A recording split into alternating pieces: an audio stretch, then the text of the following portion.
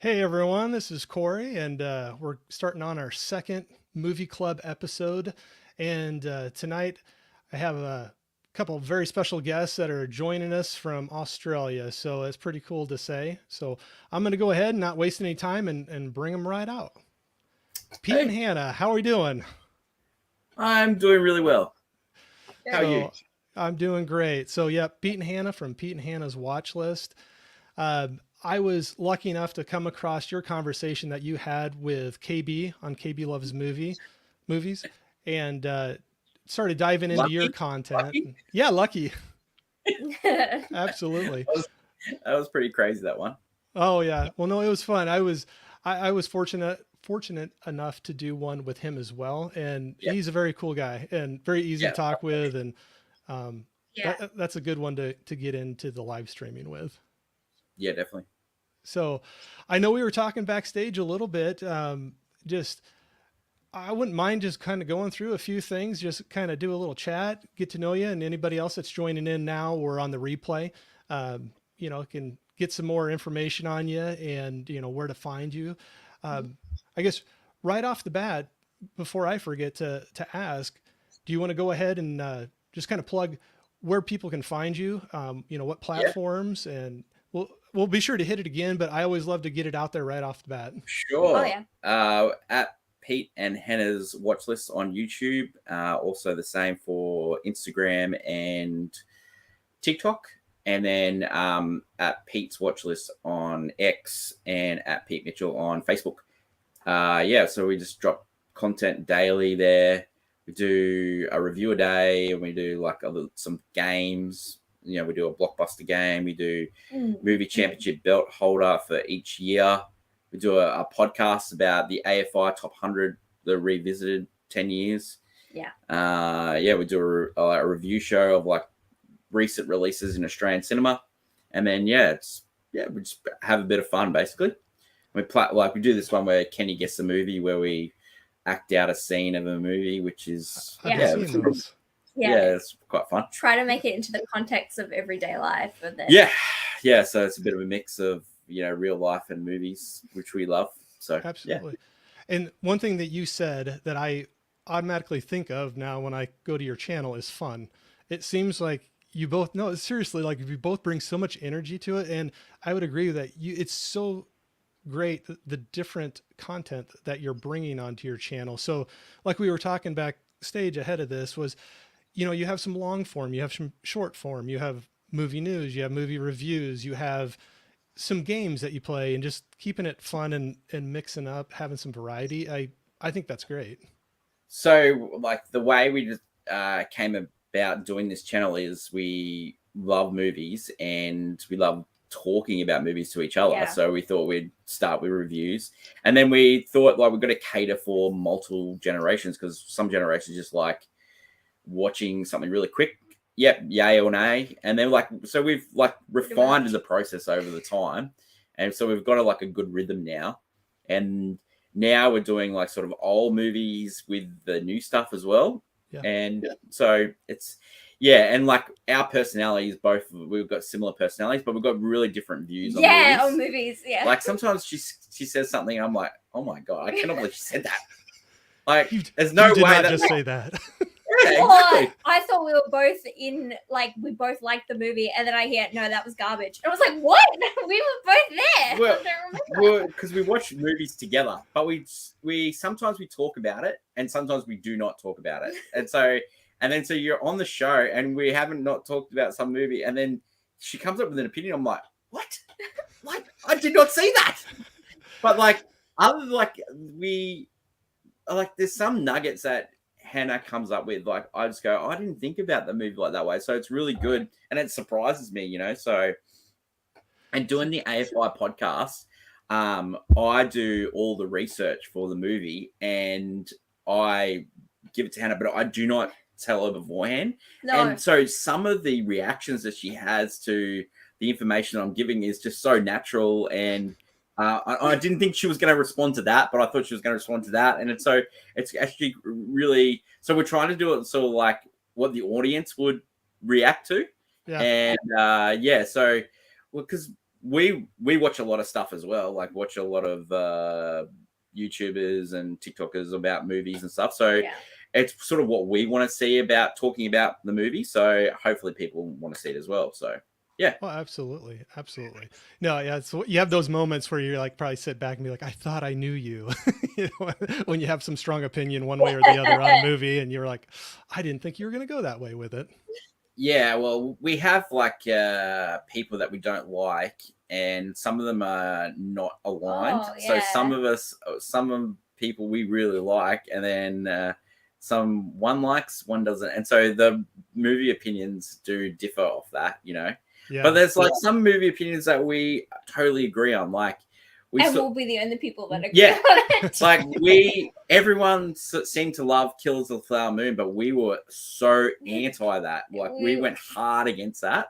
Like we watched that for 3 hours and we just kept looking at our watches and phones. It like, wasn't the time. It was more like you know, like I didn't love Leo. we need to get out of here. Like you know, movie. it was a real tough watch for us. Okay. And I've yeah, not like seen that yet. Yeah, it's a slog. Yeah. It's a slog. Well, that movie, it's a tough subject, but I enjoyed the Native American stuff, but the Leo and Robert De Niro stuff, like it's just so Martin Scorsese. I also found out they were originally going to make that a whodunit mystery where the FBI, it's just the FBI. Oh, give me that movie. Give me that movie. But they said it would have been too obvious because too obvious.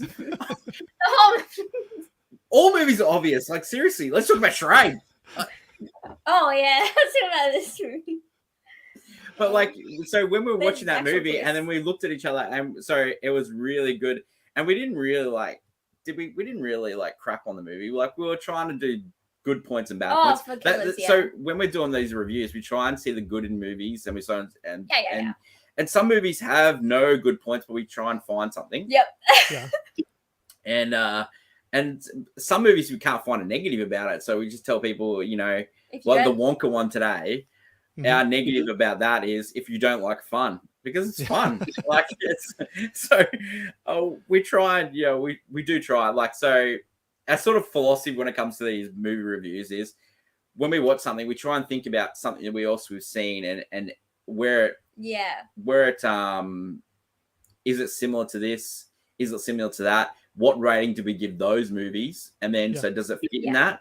And then we also play the expectations game. So Wonka, like everyone thought it was going to be a train wreck.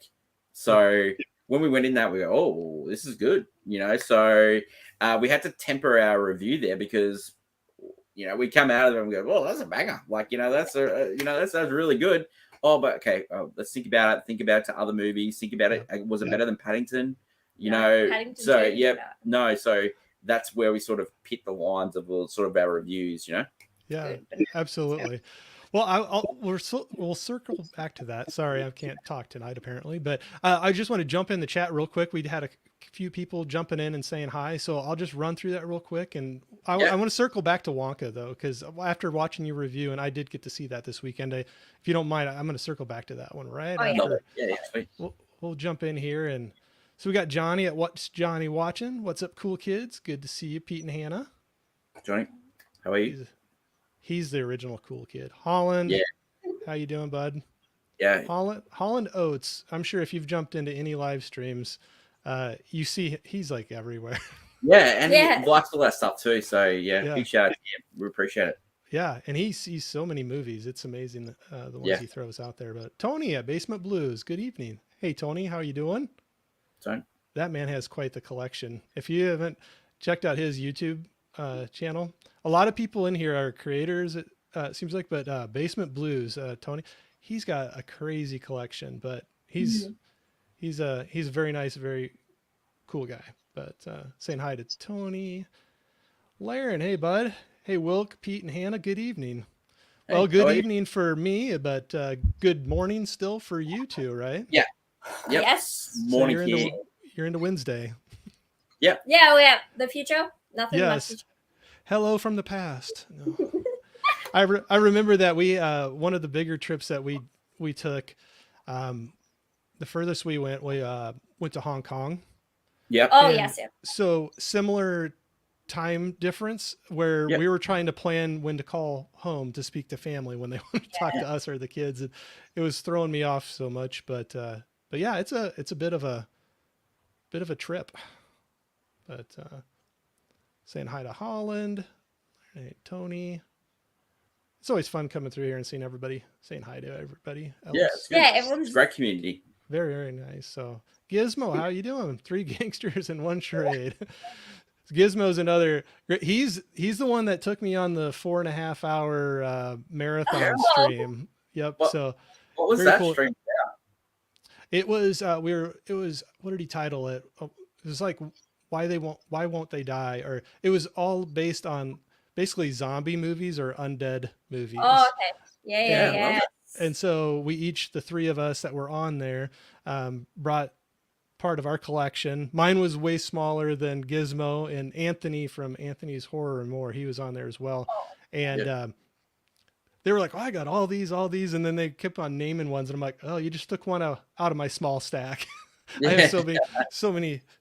I have so much fewer movies than they did, but he's out of Norway, so it's wow, that's it's cool. kind of fun, like talking with you two, meeting people from the UK, Norway, everywhere. It's kind of cool. Saying hi to everybody. Just want to do a quick run through. And Gizmo, Australian, I'll slip an extra shrimp on the Barbie for you. Australia is one of my absolute favorite countries when it comes to making movies. Love Aussie flicks from the 70s and 80s. Yeah. Yeah. Yeah, we're going through a little bit of a renaissance lately too, because we had Talk to Me this year. Yes. They did really well. So yeah, it's 70s, 80s movies. There's some great movies like George Miller from 70s and 80s, the Mad Max fame. So yeah. So yeah, Gizmo's in the film industry, and so he has a wealth of knowledge. It's fun to like get to talk to people and pick their brains a little bit when you start meeting everybody. But we got Reed from Spicy 4K Action. Hey Corey, guests and chat. Saying hi to Spicy. Sorry, I'm still a little slow going through the whole chat and everything. But, no, I love it. Dirk, I've been this man. I have to practice his name for his YouTube channel all the time. Subjective Perspective Collective. If that's not a tongue twister. Yeah, exactly. Yep. I told him I messed it up so bad the first time I tried to say it. So I'm getting better. I'm getting faster. Hey, Dirk. Good to have you here. Texas. Hey, everyone. Johnny saying hi to Laren. Saying hi to Texas. I think we're almost there. Doing the round the room hellos. Gizmo, do Hannah and Pete collect umbrella titles? It is one of the few collections I try to get all of. Yeah, we've got a few umbrella movies. Yeah. Yeah. Very, very few. Yeah, we got a few. Yeah. Yeah, But they they release are movies that you can't get as well, so it's quite good. Yeah. They have some very beautiful releases, but I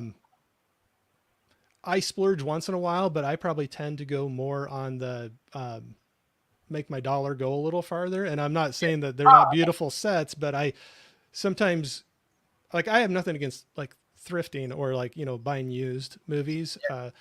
But there's a lot of times where I'm like, oh, this set looks beautiful, but it's $60. And then I start thinking, how many, or $60 US. Yeah. But then I start thinking, how many other films could I get in my collection that I don't have right now? And so that's always the struggle as a collector, I guess. Yeah, well, like I was in a shop yesterday looking at Christmas presents and just looking at some of the box sets, and you go, "Oh man, should I get that?" No, don't do it. It's hard. It's hard. Dirk, my favorite Aussie film is Next of Kin. Oh wow, okay, I haven't seen that one. Is that the one with Patrick Swayze? That's the only one I can think of. Was that? I might be thinking of the wrong one. There was a Patrick Swayze called Next of Kin. Yeah. I don't think it was a crime movie. I'm probably thinking of the wrong one. No, but that is. Oh, sorry. Hey everyone. Hey Ashley, how you doing? Thanks for jumping in.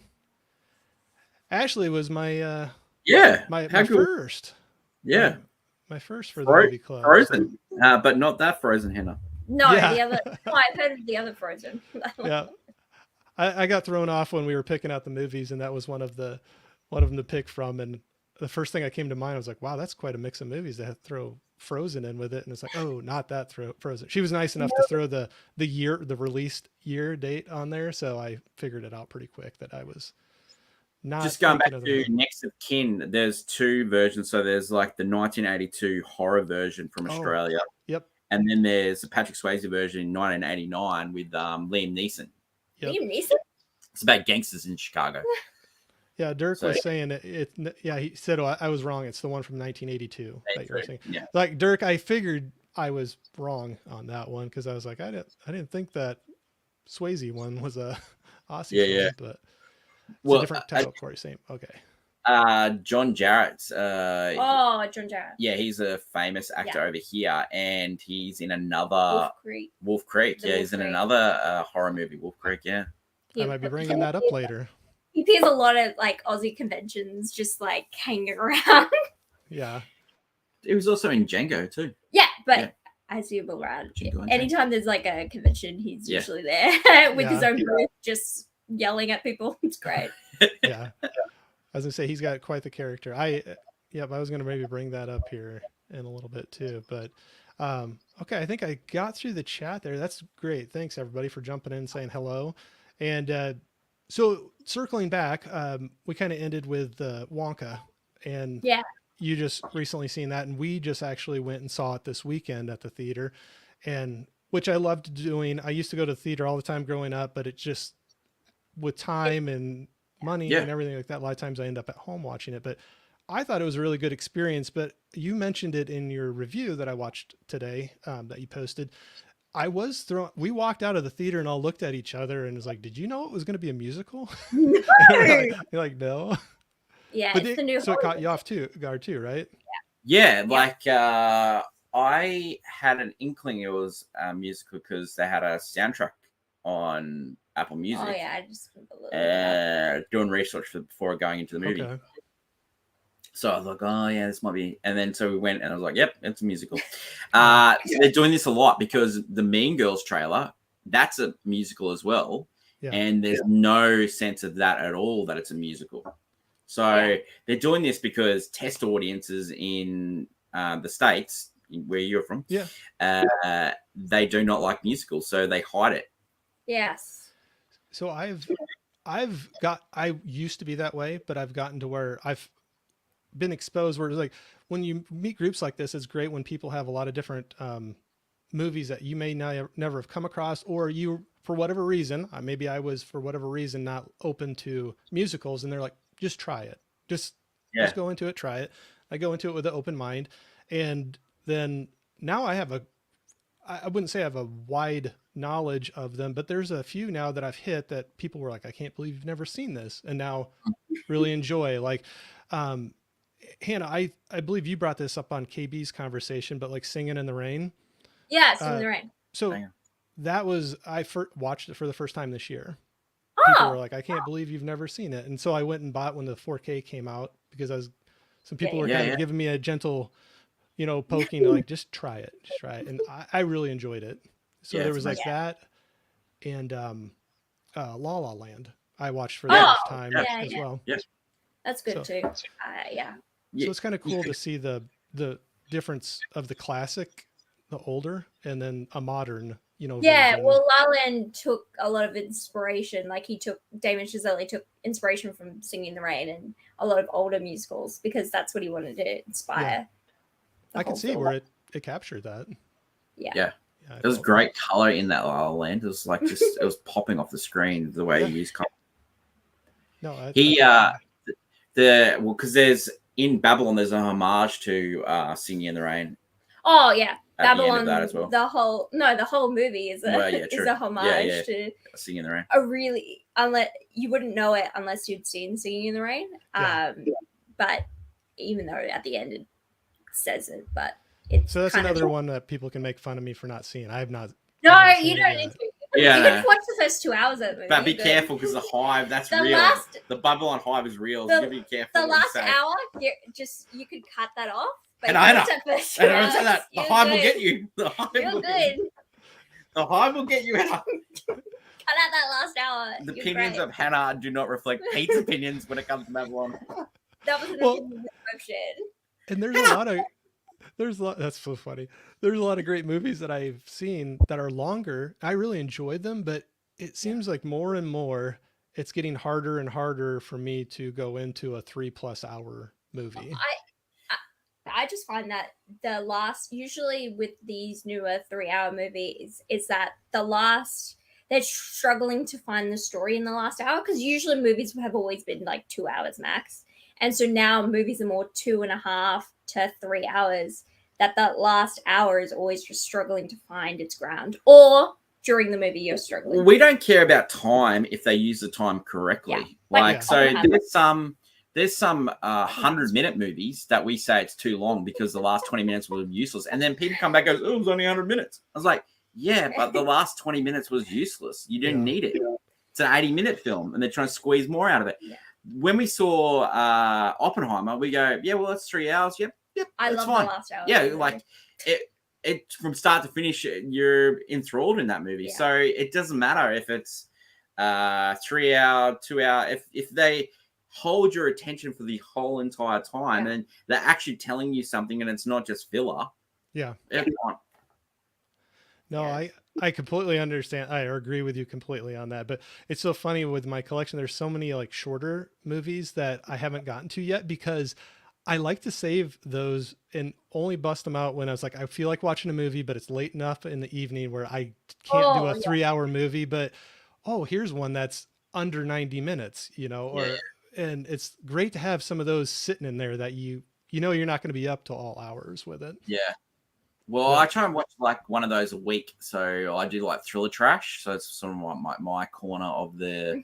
So I get to play around with that. And thriller trash movies are 90 minutes. It's so good. And you sit on it and you don't have to think about it. It's amazing.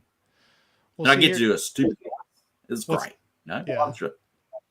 And then I've heard you talk about them a few different times, and it's great to. I don't know. It's fun. Those are just. It sounds like the fun movies. Like you can just have a blast with them, and they're not super long. And yeah. Well, I'll do a sneaky thriller trash this week. It's very sneaky. You would never expect this movie, but it is when you break it down. Watch out for this week. It's really good. Oh, so yet to come this week. All right, I'll be on the watch for that. So, well, speaking of movies, now there's a few others that were getting thrown out. So Gizmo was saying it's hard to pick his favorite, but he would say Dead End Drive-In, Crocodile Dundee 1 and 2, Road Warrior, Young Einstein, Long Weekend, Fair Game, Next of Kin, the older one, and Dark Age would be on his top 10 list. Young Einstein. That was one of my favorites as a kid. I'm completely blanking on the guy's name, the actor, the lead. Yahoo Serious. That's right. I knew it was something that really stood out, but I completely I was blanking on it. He did a second movie, and it was called Reckless Kelly, and it was a movie about a gangster called Ned Kelly. Oh yeah. And it was from a long line of the Kelly gang, and it was like a family. And man, I saw that movie multiple times at the theater. It tickled my funny bone. Yeah. But Yahoo Serious. It's a famous Simpsons episode where they go down under and they put two words together. Yahoo Serious. Two words. I know, but together, yeah. We love the Simpsons episode of Australia. We love that. That was great. Knifey and Spoony. Oh, you played the Knifey and Spoony game. That's funny. Dirk was saying you forgot Turkey Shoot and Death Warmed Up. I don't know if you've seen either one of those. Yeah. Our horror movies are better than other movies. Hello, Tiana. Tiana, nice to have you here. Sorry, I was going to hit a couple of these. Some were rolling in, but some might just be saying hellos. Johnny's saying he's running into Tiana again. All right, I think we're down to that again. So, no, sorry about that. But so this, not to be, and I'm sure I've heard this somewhere. I'm not probably original coming up with it. But one thing when we're talking about now movies or media from Australia or about Australia, I just had a few in my collection and a few are in boxes that I didn't pull out, but I was going to throw it out and play a little game with you just for fun. And it was claim it or blame it. So like you claim it, like that's ours, that's Australian, that's we'll claim that one, or blame it like, nope, that gives us a bad name. We, it doesn't have to be you hate it, but you just kind of, I was like, oh, it'd be kind of fun to just run through a couple if you're willing to. Yeah, love it. If willing to do that, but so this one, yeah. Well, I was like, it might be kind of fun to do. I was trying to think of something because you have so many of these fun games that I was watching on your, and I was going to talk to you about some of those too. But so this one, it's an older one. This is one that I remember watching with my older brother, 6 years older than me. And I'm a bit older. So born in the 70s, 80s, and 90s are like a lot of my wheelhouse of nostalgia movies and music. But this is one, we grew up on a farm. We had horses, and he loved pretty much anything Westerns. But this one was The Man from Snowy River. Yes! Claim it. Claim it. So last year, I went and saw a retrospective of that, and Tom Burlinson, the main character of that movie, he played Jim Craig. He spoke at it, mate. I'm there for it. Okay. Man from Snowy River, based on a poem from Banjo Patterson, who was a famous poet who also penned a famous Waltzing Matilda, which a lot of Australians claim as our national anthem. Yes, that's true. So I'll give you a little story. So it's a short little poem, The Man from Snowy River, and they turned it into a feature-length movie. And the person that directed it was George Miller himself. So Mad Max fame. Yeah. The score in this is absolutely outstanding. They weave Waltzing Matilda throughout the movie. The end song, dun, dun, dun, dun, like that's Waltzing Matilda right at the end. The visuals are absolutely stunning. The way he uses the helicopter with the mob scene. So for those who haven't seen it, oh look, I'm so excited when you brought this up. This is great stuff. I've got this on Blu-ray as well. And I've also got number 2. Don't sleep on number 2. Do not sleep on number 2. So he is him and his father have a property in the high country of Australia, the Snowy Mountains, and they decide to try and rescue one of their horses and try and there's this famous outlaw stallion that has all these brumbies, and so they have this great plan that they're going to have a horse station with all these great brumbies.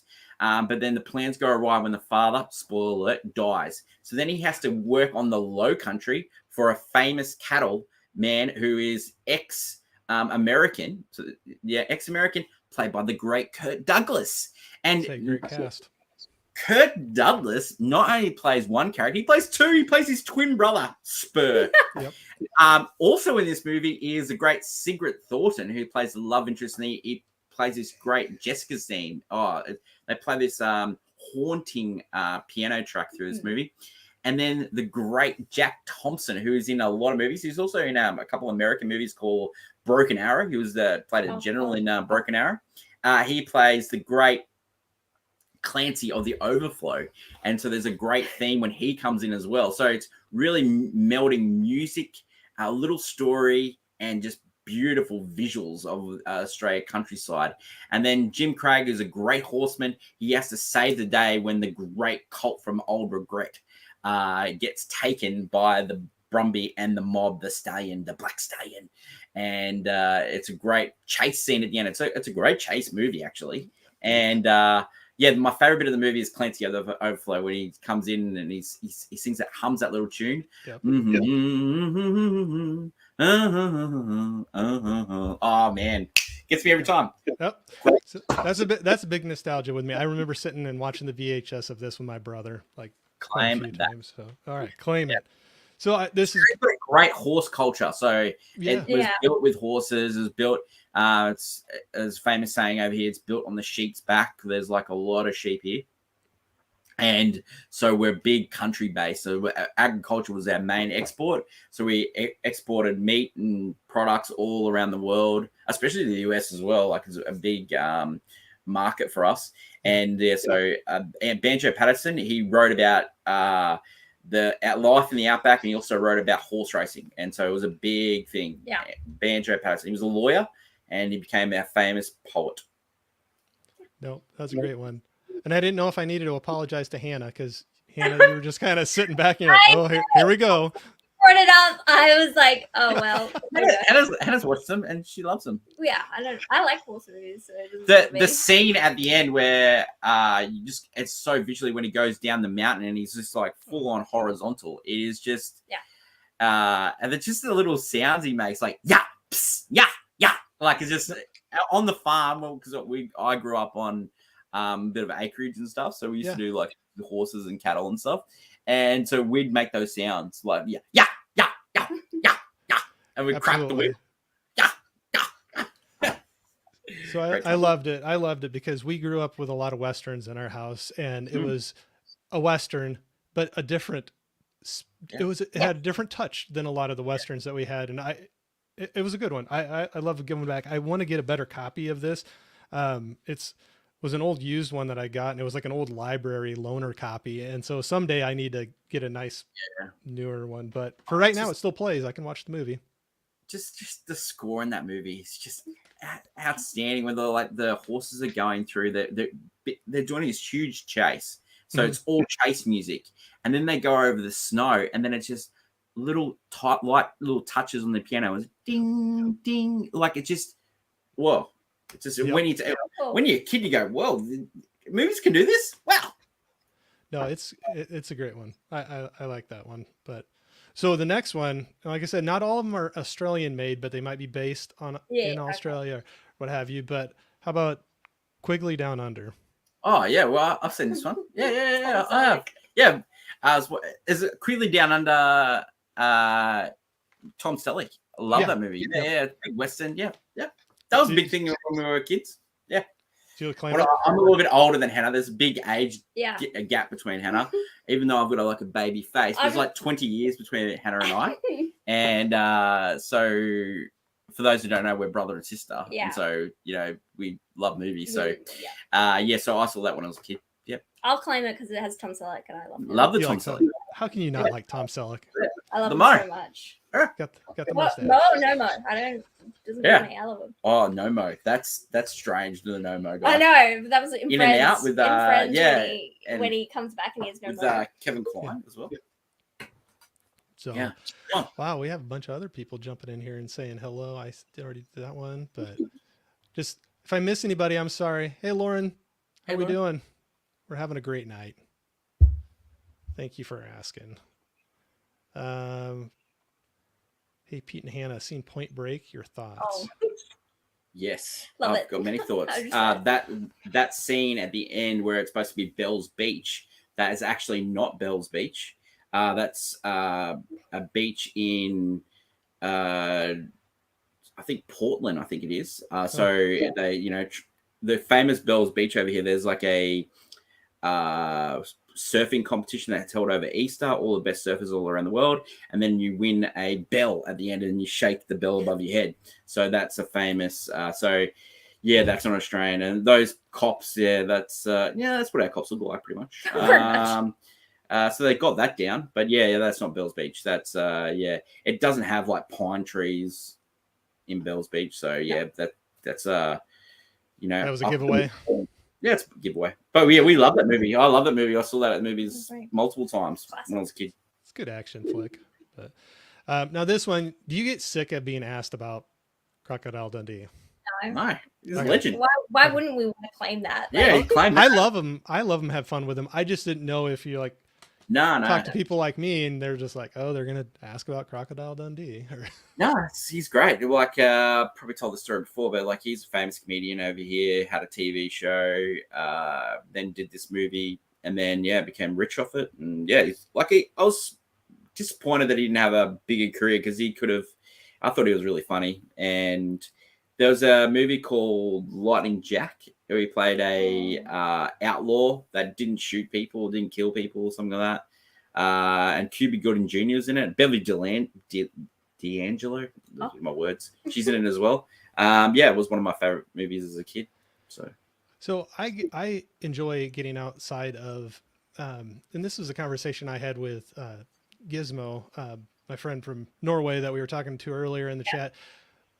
He had a poll one time just asking what region of the world films do you enjoy the most? And I said, well, I kind of have a two-parter where I know the most of United States, but it's pushed so much. I have found that I really enjoy finding filmmakers and movies outside of the United States because, I mean, just the way they tell the stories. So anything from, getting into like more like Korean or, Yeah. Yeah, we love Japanese that. films. Yeah. It's just different, a different way of telling a story, a different visual appeal that they go for. So I can just imagine, is it just nice to see something other than United States? Like when some of these movies pop up and they make a bigger splash, around the world. Is that a big deal to you when you see that? Well, Or not? it was a huge deal in Australia, like Yeah. those movies. And anytime an Australian movie like Talk to Me was a big deal that it Mhm. did really well overseas. Red Dog was also a big deal. even Red though Dog, I'm yeah, not a was huge fan, but Red Dog was like also a a big lot one. of so when an Australian movie comes out, we're sort of proud of it. Like there's a movie that's coming out with Eric Bana called The Dry, The Dry 2. 2. And so there was a movie called The Dry, and that did really well over here. It's based off a book, yeah. Where he's a detective. But we like finding like movies from all over the world as well. We're on like a Indian kick at the moment. Like everything we find from Indian cinema, we just love. We loved RRR last year. Yeah. We loved J1 this year. What was that one with the terrorist one? Oh, they all are. Yeah, it's all about terrorists. The one that's like Mission Impossible. Yeah, I can't yeah. remember what it was called, but it was on Amazon Prime. And then one of our favorite movies of this year was from Korea, and it gets there's a bit of confusion because there's two movies named Cobweb this year. So there's a Cobweb American version, there's a Cobweb Korean version, and the Korean Cobweb was based on 70s Korean cinema, where a director is trying to make his perfect picture, and he brings the actors all in for a weekend to try and get this scene right. And it's a dark comedy, and it delves into like, it just goes off the rails. Yeah, and it's quite funny. And we saw that at the Sydney Film Festival, and we love that. It's one of our favorite movies. So seeing movies from all over the world, and then seeing Australian movies go really well. There's a famous movie over here that came out in the 90s called The Castle, and it's about sort of like everyday Australian life. And then everyone just loved that movie. And there's like iconic lines from it, like we're going to Bonnie Doon, and oh Dad, I dug a hole, it's filling with water. Like it just, and then like the mum and dad have a great relationship where it's like, what's this, doll? And it's like, it's sponge cake. And, what's on top? What's all this on top? Icing. And like, and then he's like, it's not what it is. It's what you do with it, doll. Like, and it's like I've seen my auntie and uncle be like that. So it's like quintessential Australian. So when you see yourself up on the cinema, like you guys are spoiled because you see a lot of your stories up there. When we see our stories, you're sort of proud, and you sort of, it becomes a big deal when it's done right. But we're very critical over here of movies. Like when it's done poorly, we give it to it. Like like the Australian public. The Australian public is big on tall poppy syndrome, and if you try something and it sucks, we go hard, really hard. And it's a negative part of our culture, actually, because you should credit people for having a go. But man, if you suck, it's not good. We'll just make jokes about it. Yeah. All right. All right. So a couple more, and I know, Hannah, you're not a big horror fan, I don't believe. Is that correct? Or? I know a gist, but a gist. I know them. I'm just not the biggest. I would not sit down. So and watch this one is it was kind of freaky, but The Loved Ones. You ever heard of that? No, I've not seen that. Yeah, that looks cool. That was out of Australia. Yeah, wow. A truly demented masterpiece. That sounds like up your alley. I'm going to search for that one. That'll be on the viewing this Demented week. masterpiece. It's twisted. So if you think it's like way too twisted or anything, don't hold it against me too much. But it's definitely different. But yeah, there's a scene. I'll just say there's a scene with that drill that is kind of it's a moment. And then somebody else. Yep. But then somebody else was throwing out Wolf Creek. Oh, Wolf Creek, Wolf Creek. Yeah, claim that. Claim it. That's claimed. It's based on a famous story of a hitchhiker over here as well. So that story, British backpackers. Yeah. So That was a famous true story, that one. Yeah. So another one I don't have now. These are the ones that are either in boxes or I don't have physical copies for. But a series. One thing I found that I don't follow TV series really well. Even if I like them, it just seems like I tend to gravitate towards movies a little more. And I don't know if it's my attention span or what have you. But one that I did end up watching through, and it's a very short. I think it's only like 3 seasons, but it's Mr. In Between. Yeah. Oh, yeah, That's okay. a famous show over here. Yeah, that Yeah. became very That's good. popular. That's a good choice. Yeah, Okay. And I didn't know if that would be a claim it or. Yeah, that's That's fine. fine. for you. Yeah. yeah. I Yeah, thought that so was like good. a lot of famous actors in that from Australia, like TV, like Brooke Satchel used to be Neighbours, which is a big soapy over here. Mm. And Yeah, it's good.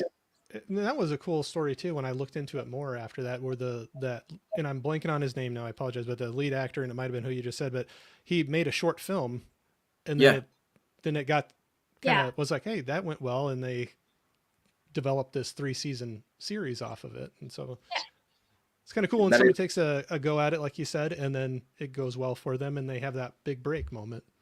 Yeah, that's like on everyone over here's like favorite TV show list of the last 10 years. Like that's a good choice. That's a really good choice. I really enjoyed that one. It was on our Hulu streaming service here.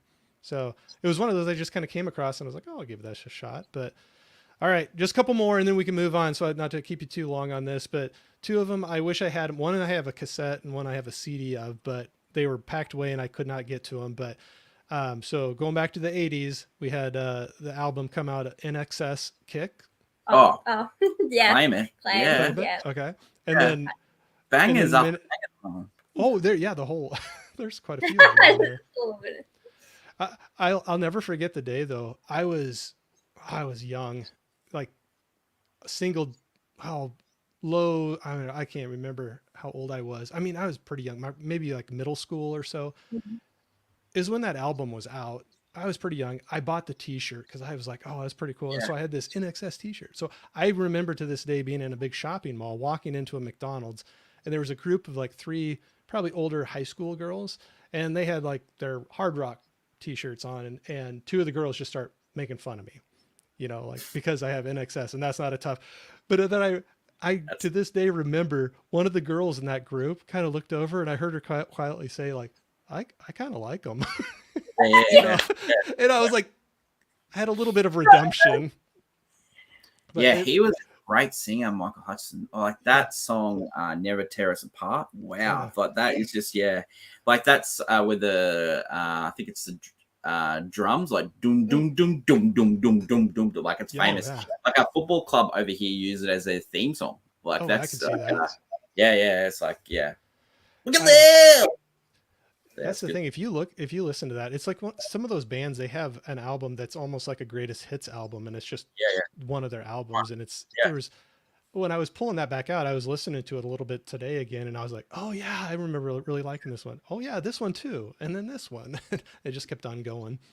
Yes. They did a song for the Lost Boys soundtrack with a famous singer over here called Jimmy Barnes, and it was that song, Everybody Shake, Everybody Groove, Everybody Shake.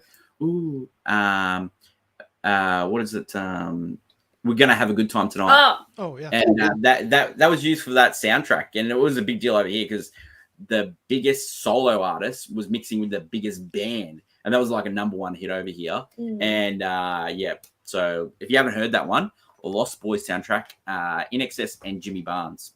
I'll have to go back and revisit that one. I know I used to have that soundtrack because that movie was a pretty big deal when it came out, and the whole soundtrack, it had quite a few big names on it. But I'll say hi to Miss Caveman. Good to see you. That means Caveman must be somewhere he is. Tom Selleck was the real Santa Claus. Okay, I don't know that one, but huge. So are we still good? I know that sometimes I'm still developing. No, this is good. Kind of stream would go, and go ahead. We get a bit loose, so sorry, singing and go for it. Go for it. I love it. That's a great thing about, I guess, your chemistry when you have your the content you're putting out. It's definitely not boring. You have that Oh. enthusiasm, you know. I don't know. You can have, there's different, it's just like you watch different movies. You have some that are like, there's some channels I go to that are like, these are my informational channels, and they have all this deep dives into movies. And but then there's like the fun movies, you know, and so it's just like with YouTube channels where it's like you still have a lot of great information that you're getting across in your views on the movies, but just doing it in an entertaining way. And I don't know. Well, we try to think of it like a buffet. So you get a little bit of fun, you get a little bit of information, and a lot of dessert. Yeah, I just go straight to and go for Nothing That wrong song, with that. that song from In Excess in the Lost Boys soundtrack was called Good Times. So for those, give it a listen. I have to go back to it. Yeah, pump on. It's a good soundtrack. It's like Yeah, it is. Yeah, that's there's a couple of those in the 90s. It seemed like that they would just pull out all the stops of getting bands to be on the soundtrack, and a lot of times cutting, like you said, new songs for the soundtrack.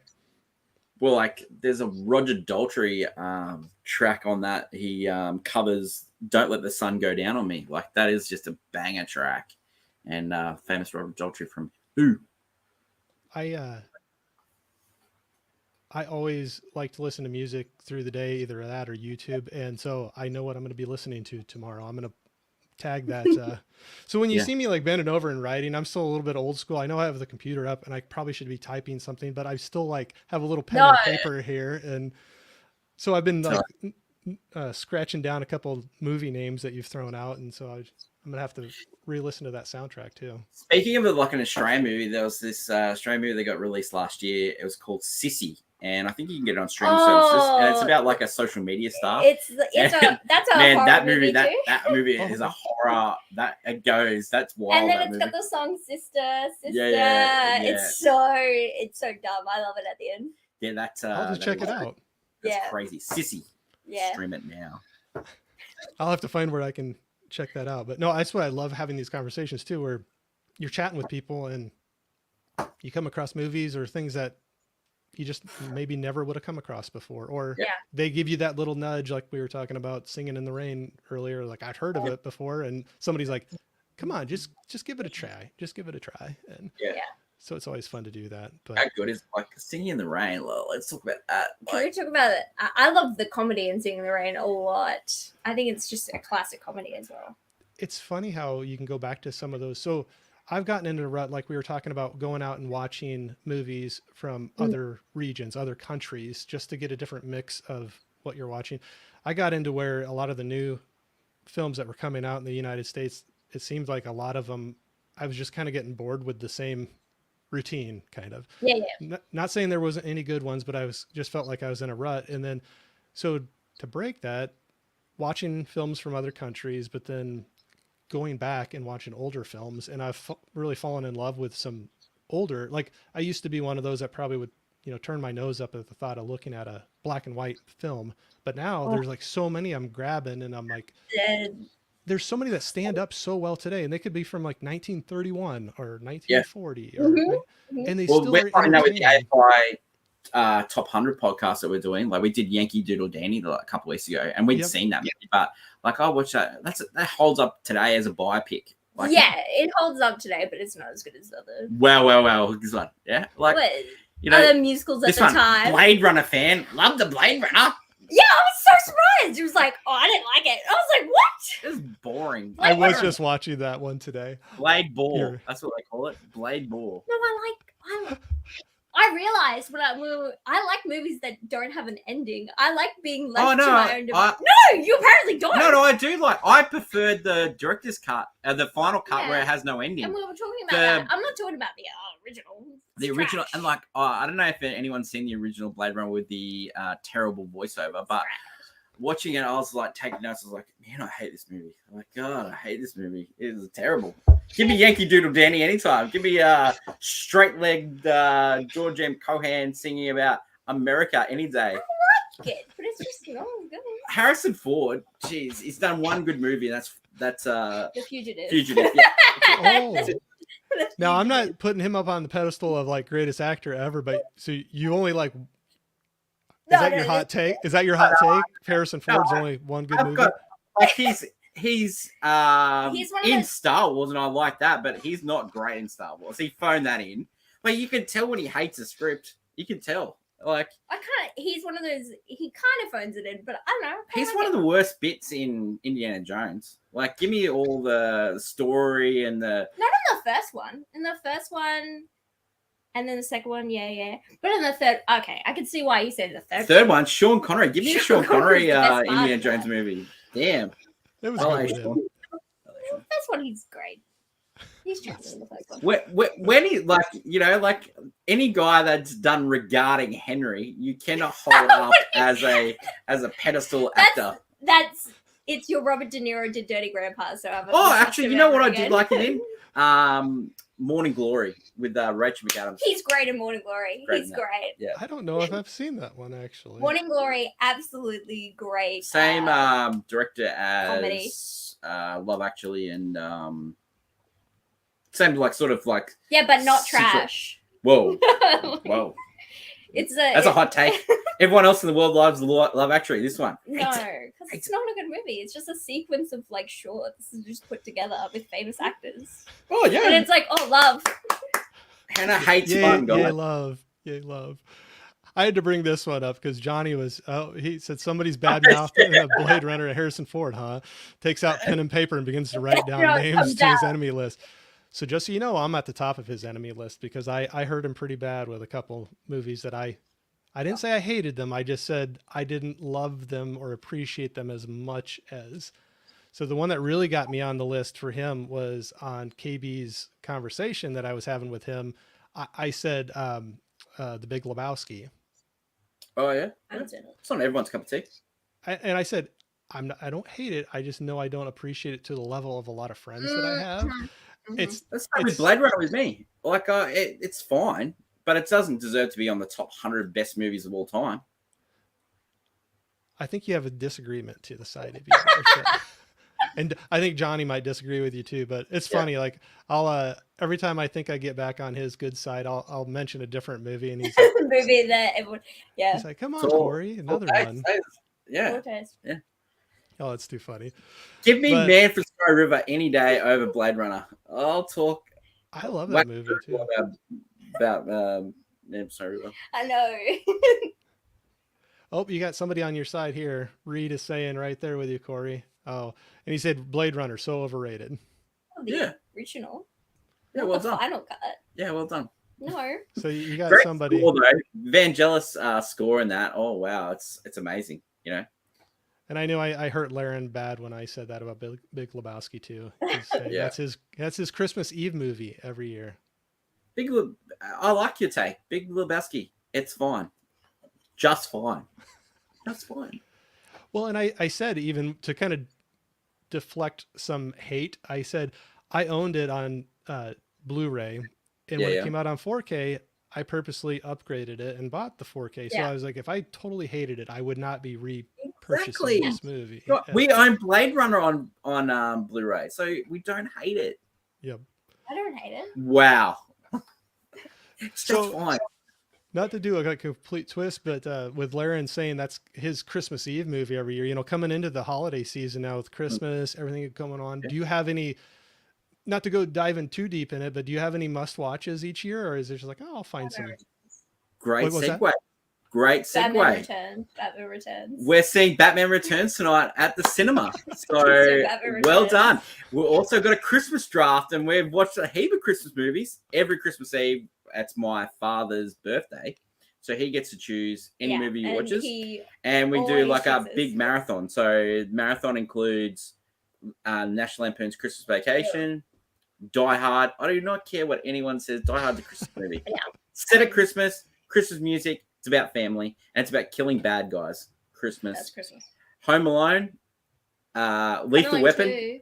Home Alone 2. Yeah, Home 2. Lethal Weapon. Great Christmas movie. Great Australian actor. He's quasi-American as well. Been cancelled though. Yeah, but he actually is. When you look it up, he's been put on Australian lists. Oh yeah, well he's Australian parents. Then what else we watch? Batman Returns. Yeah, we already said. I like watching. Santa Claus. Santa Claus. Yeah, There's also the Santa Claus movie with Dudley Moore. Have you ever seen that? With Dudley Moore's the elf and John Lithgow's the bad guy. Yeah, John Lithgow. I don't know if I have. John Lithgow does this crazy businessman, and he goes, Christmas, woo! Like he gets all into this whole villainous arc. It's better than his cliffhanger. Head's great at impersonations. Like we'll just start. Do your Oppenheimer. You want Oppenheimer? Yeah, You don't get to commit this and then have everyone feel sorry for you. Love it. I can just listen to this all day, and I do. She gives it to me all day. I was gonna say, I need to try to channel some of that energy and do some impressions. I don't know. I'd have to practice at it for a while, but oh no. As soon as you said that, I knew Johnny was going to be back on your good, or you're on his good side again. He heard Die Hard is a Christmas movie, so he said, "Oh, yep, you're off his naughty list." Okay, so close off now because I've got some more hot takes. So I'll be coming back on the list. I'll get back on the list here shortly, but no, that's a great full list. And you were saying you were doing now. Are you doing a video that you're going to be bringing out that's going over your video podcast sort of thing?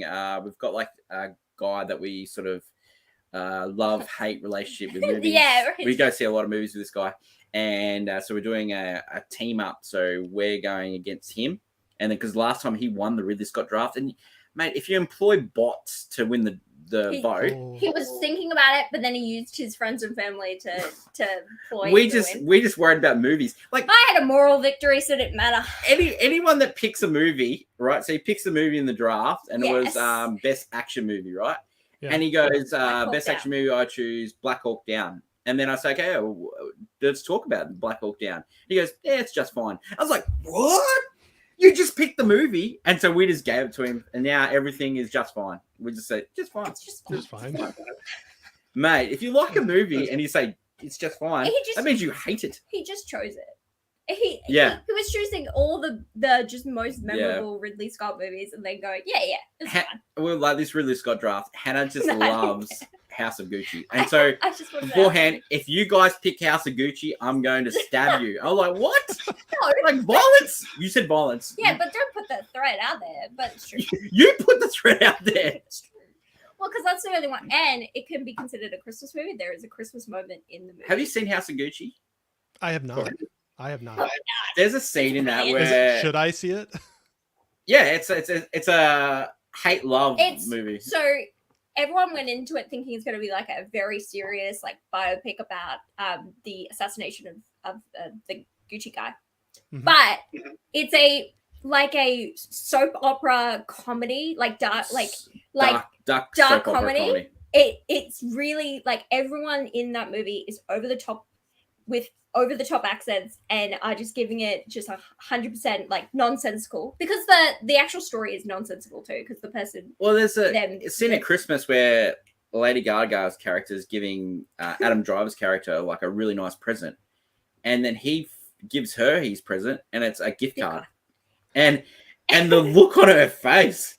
Oh my god! And it was stunning. It's the best moment because they've just had a massive fight, and it's one of those like really intense family fights where the family's torn apart. You could definitely feel it, but they're acting okay in front of the child, and then just all the tension is in this like Christmas scene, and it's so good. Pacino's in it. Jared Leto, who is just bringing it. Like he always brings it. Leto, like he loves pigeons. He loves pigeons. Loves pigeons. Mm-hmm. Yeah, they is an overshot film. It's great. House Gucci, put it on your list. I just wrote it down. I got so many that I need to see. It's crazy how fast that like behind you have your in your name Watchlist. It's amazing how quickly your Watchlist can like grow and keep on multiplying on you. But before we jump into the movie here, just be cognizant of the time and keeping you. I have a blast though. I could just do this like I just like somebody wants to talk movies with me, and I have a blast doing it. And but one thing I did forget to ask you when we were talking about Wonka, you had a picture that you posted of you were going to a screening of it, or you got all dressed up and you're going to tell me a little about that. It looked like a cool event. What was going on? It was the Brisbane premiere of Wonka. So yeah, we've been really lucky. We've got invited to premieres this year, so Yeah, from the channel. Yeah. And one of our friends who's really big into pottery, she's got a great social media following, so she sort of backed our channel, sort of thing like that. So we've got invited to a few premieres, and Wonka was a great one. Like, it was big red carpet event, we decided big for kids. So yes, we decided. Well, our friends. So we messaged each other. We all, okay, let's dress up, and so they dressed up, but we went full Wonka. So Hannah dressed up as Veronica Salt. Veruca Salt. I was like the red dress and shoes and tights. I was like, Yep. yeah. And I dressed up as Willy Wonka himself. And so I brought a cane. I was flicking it around, doing the whole thing. He was. And we got some chocolates. We got some. It was actually quite enjoyable. And it's really hard with those movies because, like, sometimes you get invited to those and you don't know if you will like the movie. But we've been lucky. Like, the movies that we've been invited to. The last one was Saltburn. Saltburn. We love that movie. So we got invited to Saltburn. We were like, and beforehand we were like, oh, this could break our streak of like getting invited to these movies and not liking them. And then we were like the only ones that liked it. I'm like, how good is this? I love that movie. Like, we were talking to see with that. people. We were talking with people an hour and a half afterwards. And we were like singing its praises and. So we're probably 2 people in the world that only like that movie. No, there are other. That reminded me. I'm going to write that down again. But that is one I want to see. I have not gotten to it, but I say that a lot. Oh no, but it's that kind of when you have that chance. Yeah, it's fun. It's a real fun movie. Fun. Yeah, it's fun. It's an interesting movie. All right. Well, this is awesome. But how about we kind of transition into our movie? Okay. So. Charade or Charade, how would you say it? Because I had somebody when I said charade say no, it's charade, and I'm like, yeah. Every time I say charade, Hannah goes, no, it's charade. Yeah, I don't know why. I just Corey, why don't we call it charade and Hannah calls it charade? So there we go. Ground. We can do that. I honestly was questioning myself because like somebody was like, "What do you mean? You mean charade?" And I was like, Maybe. It's like, I think so. Yeah, it's a different movie. It was like me with that Frozen movie. There was the Disney one, and then what a great choice! Like, everyone's like, "Oh, that's one Frozen." Nope, not that one. Yep. Well, I think I put that in the description too. I was like, if you start singing along to Disney tunes, you got the wrong one. Yeah. So great choice. So, Charade, this was fun too. This was one I actually had the physical copy sitting at home. I have not watched it yet. I love how we got the price on it. Yeah, $2. $2. That's okay. No, that's. But you got to see the movie. But I'm glad it was a fun surprise because I bought it because I knew I wanted to see it, and it's been sitting on my shelf, and I just haven't gotten to it. So I was like, oh, this is a great opportunity. So do you know what the funny thing about this movie is? Doing research for this movie is they don't have the copyright for it. So there's a lot of copies out there that just bootlegs and all that stuff like that because they can't claim the copyright because they didn't fill the copyright in when they released the movie. So Universal Studios stuffed up, and now you can get any copy all around the world, and it's free. So yeah, interesting. I think this one's a bootleg because during the film there's a point where it's just got this printed text for no reason, and I was like, maybe that's not supposed to be there. $2. It's 60 years since this movie came out, so 1963 December. So there's a lot of story behind that had to change some stuff because that was the year that President Kennedy was assassinated, and they were talking about assassinations in the film, and they had to go back and dub over some bits where they talked about assassination because people were worried that it was going to reflect on the assassination that just happened 2 weeks earlier. I did not know that. Yeah. And brings the knowledge. I love that. I love having those little nuggets of knowledge. It's great. But great to be here, Corey. I'll leave you with Hannah and guys. Good night, everybody. No, but hey, Dell. Dell's jumping in here, but we were just getting into the movie. But what I was gonna say is, Dell's a cool guy too. He's he's got a great channel as well. There's so many other people in here that do. But one thing I was going to say, we can kind of talk about it a little bit here, and this is the format I'm still trying to play around with a little bit. So maybe if people have not seen the movie and don't want to be spoiled, I say we can start talking about it, but then when we want to start diving into it a little bit more, I have a little banner I'm trying out where I'll put on there and saying spoiler alert. And do you want to do our sort of normal talking about the movie where it's like abbreviated and it doesn't go into any spoilers at all, and then when we go into a further in-depth conversation, we'll pop up the spoiler free. Do you want to do that? That sounds perfect. Yeah. Okay. That sounds perfect. Because I think everybody would like to see a taste of, your review. I enjoy how you lay that out. So I would love to hear it. Okay. So Charade 1963, the elevator pitch. When you come home from a trip and you find your apartment ransacked and you find out your estranged husband is dead, and then these mysterious guys start chasing you down, you have Charade. Reasons to see this in. It's thriller trash. when you watch this movie, I hadn't seen this one. I've seen a lot of Audrey towards like this kind of period at the end. She at the end of this 50s 60s period, she started doing really weird movies, and some of them are like some really like Paris When It Sizzles is like a really weird one too that she does. Anyway, in this one, she would have been so great in like a Hitchcock movie. Well, I think that's a reason to see, because it's a mixture of Hitchcock, and it's also a mixture of those slapstick comedy sort of things. So Howard Hawks sort of very British, that's where the British humor. Yeah, British humor. Well. Yeah, definitely. Kind of Corey, reason to see? What's that? A reason to see, Corey?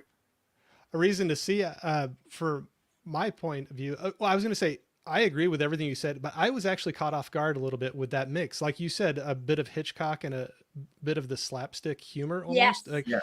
So I'm not saying it was bad, but I was caught off guard when that came into it. I was like, okay, so from the opening of it, and then all of a sudden it goes into some playful banter, between Cary Grant and Audrey Hepburn. And I'm like, okay, yeah. And then there's just moments within that. I'm like, okay, you're going from a pretty serious scene of somebody almost getting killed, and then you go to like this little routine of like, I don't think this is a spoiler, but like getting in the shower with his suit, or yes. There's a story behind that, Corey, because Cary Grant refused to shower with any clothes off because he was overweight at the time, and so he goes, I'm gonna shower with my clothes on, and then the director Stanley Dolan, he's like, oh, this is funny, let's do it. And so they turned into it and then make a really big joke out of it. It is so for us, like for reasons to see, like Cary Grant is like that. He does a lot of movies with that slapstick sort of comedy. So that was one of the reasons that really drew us to the movie, because like Cary Grant, like To Catch a Thief, to Philadelphia Story, all those things, like he's got that sort of club in his bag. So that was really enjoyable for us to watch. Like the reasons not for us to see, like constantly there's like double crossing, triple crossing, quadruple crossing going on.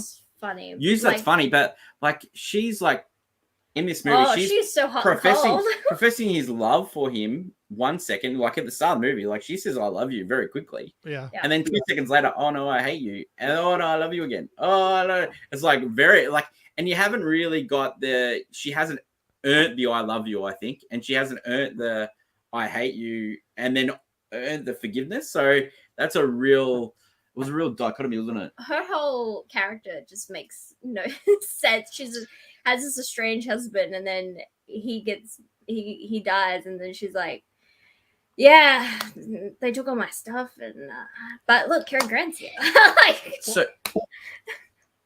Keep going. I was just going to say, that's exactly what I was going to say, is that would be one thing that I wouldn't say annoyed me, but it just seemed so weird and that's not a spoiler. I mean, right off the bat, they say, I think in a lot of the write-ups, that the husband gets killed, and then that's what, the whole rest of the story goes on. First scene in the movie. That's just right off the bat. But it was how quickly she got over that. I know she was discussing about divorcing him and things. Yeah.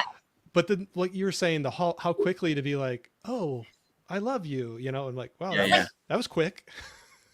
What about the cast of this movie? So not only do you have Cary Grant and you have Audrey Hepburn, but you have James Coburn. Yeah. You have Walter Matthau. You have George Kennedy. Like, we're talking George Kennedy, Walter Matthau, James Coburn, Audrey Hepburn, all won Oscars. And Cary Grant was nominated multiple times for Oscars. So, like, you're talking about who's who. You're also, like, the big characters, like the French inspector. Yeah. He's like a he was in heaps of different movies as playing that sort of similar character. He was also in Herbie Goes to Monte Carlo. Oh. He plays the creepy little inspector in that movie as well. So, like, what a banger cast. And then the director, director Stanley Donen, he directed Singing in the Rain. It brings us all the way back to the conversation we started. Also directed Seven Brides and Seven Brothers. He also directed Funny Face, On the Town with Gene Kelly and Frank Sinatra. And he directed one of the worst ideas for a movie that I've ever seen in my life, and I can't believe they made it. It's called Blame It on Rio. It stars Michael Caine. They go to Rio de Janeiro. His best friend falls in love with his daughter. And then, to get back at him, he falls in love with his daughter. And the daughter, one of the daughters, is played by Demi Moore. Like, what? What? What an idea for a movie! Like, I would say Seven Brothers is not that great either. Yeah, that's like, what a director! And then he directs this. Like, we're talking about some of the greatest movies of all time, like Singing in the Rain, Funny Face, On the Town, and Town and Singing in the Rain. And that goes back to we reviewed Leonard Bernstein biopic, and he was the music behind On the Town as well. So there's a famous scene in On the Town, and they depict that in Maestro. But what a director. Like, this is one of the reasons to see. Like, and the music, Henry Mancini, like, this is the only Oscar that the movie got. Oh wow. Like, this guy, his music is amazing. I agree. And I was going to say, that was one note I wrote down when I was watching it, is the changes of the music throughout the scenes or the movie. You start off, there's a lot of like playful 60s kind of, I don't know, music. I don't even know how to describe it, but almost. But then they get into these serious scenes where it's more orchestral, and like it just worked really well. But I think that kind of goes back to me being caught off guard with some of the serious. Yeah, the tone changes. Yeah. It works though. But yeah, I think it really does work. Like, for us, it's a definite watch. It's like, if you haven't seen this one, definite watch. Rating for this one is golf clap. So let's talk about the ratings that we do. So 1 star is I fell asleep. So that movie is like, you just can't hold you any attention. Like, you think about everything else bar it. 2 stars is I played on my phone. So there's bits where you are fully engaged, but then you lose attention. 3 is golf clap. Like, it's a good movie. It's, I can recommend watching it.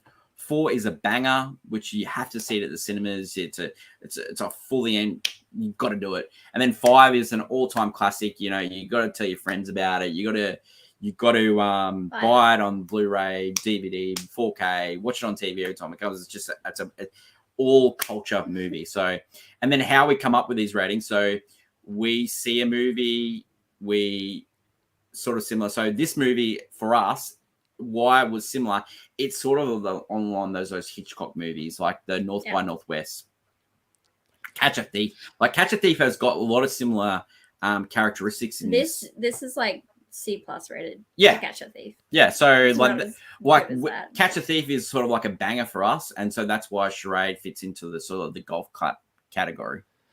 That's what's kind of weird when I thought it fit perfectly when you were talking about the mixes of like Hitchcock and some. That was the first thing I was thinking of, like you said, like some Hitchcock film mixed with like, so an older movie that I watched earlier this year or late last year was It Happened One Night. Yes. Oh, yes. So like mixing those. Yeah. Cary Grant movie, like 100%. So that was I think Michael Friday, the Cary Grant movie. Yeah. But Friday. His Girl Friday. It's Girl Friday, but it happened one night. I think is Clark Gable. Clark Gable. Gable. Clark Gable, yeah. Yep. Yeah. Yeah. But it's like mixing like two of those. It's like not knowing. But like I said, it was kind of like walking out of Wonka and be like, oh, I didn't know it was going to be a musical. Like it gave me a little twist there during the movie, but I came away enjoying it, and it was I thought it worked well. Would you watch this again? I probably would watch it again. Yeah, I'll watch it again. Yeah, I liked it. Yeah, I liked it. I would watch it as well. One thing I'm curious about is I was looking in the Criterion Collection movies. I don't know if you've dabbled in those at all or know about them. Yeah, we know about it. Yeah. Not all of them, but a lot of them. There is a release, Criterion release for this film. And what I would really love to do is maybe try to catch it on one of the next sales. Sometimes their movies are just cram-packed full of extras, like interviews or behind the scenes and all these insights. So like when you're bringing up the information about, them editing the movie about assassinations and, what was going on in the real world around that time, with this JFK assassination, it just brings a whole another depth to you watching it. So sometimes it's kind of fun to be able to get into those, dive into all that, and then go back and rewatch it again. And it's kind of like seeing it with new eyes. And it really informs you when you're watching it, like, oh yeah, that's the decision why they made that decision. And like the critics were really tough on this movie. Like they didn't get it, and they also said it was the last gasp of Cary Grant's career. And Cary Grant said it was his last. He said it's the last of the golden age. Yeah, of Hollywood. He loved working with Audrey Hepburn in this movie. Like he said that he would work with her every day if he could. He loved it. It was a great experience. But this movie has found like an audience recently. Like, so 60th anniversary, but like all the ratings on this movie, like Rotten Tomatoes 94%, Letterboxd 4, IMDb 7.9. Like people are like, I wrote a little article about this. Like it's a rare 60s gem. So sometimes movies don't find the audience at the time and they find it later. Yeah. And I think Charade has definitely found that audience recently. I'm thankful it has, because I think it's one that I definitely would recommend to people to watch as well. And another thing that I was thinking of just talking about this, and I think all of us have kind of said it through how we've been talking about them, but when you're talking about reasons to watch, I think definitely that chemistry between Cary Grant and Audrey Hepburn. They do actually have chemistry. Wow, it is. Cary Grant is very good at, like, he even though he plays like the same kind of charming, aloof man as always, he had like not only that, like he did movies like Houseboat, where he got Sophia Loren. Like it's like. And they even have like some sort of weird chemistry. Sophia Loren was a lot younger when she played that role than what Audrey Hepburn's this movie. Yes. So there's like a 20-year gap between Audrey and Cary Grant in this movie. But Sophia was in like her early 20s when she did that movie. So there was a huge gap between those two. He just like can bring out the chemistry. Yep. But I would say Audrey is also, she's always very good at being just like, that's why I would have loved to seen her in Hitchcock movie, because she does have that like very good like almost femme fatale kind of like bringing out the romance and the heat in a relationship. The guy that wrote this, Peter Stone, he also wrote Taking of Pelham 1, 2, 3. Have you seen that movie? Yes, I have. The original with Walter Matthau? Yes. Yeah, so he wrote that, and he also wrote there was a thriller trash sort of movie with Lawrence Fishburne and Sean Connery called Just Cause. Oh, yeah. So he wrote that as well. So yeah, he's like good pedigree. This guy's writing. Oh, absolutely.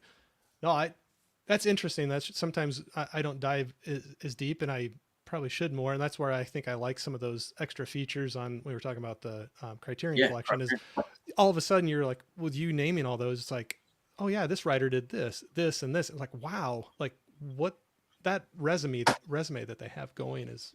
That's amazing. Sometimes you look at somebody's writing and you go, oh wow, I hate all those movies. How did I love this movie?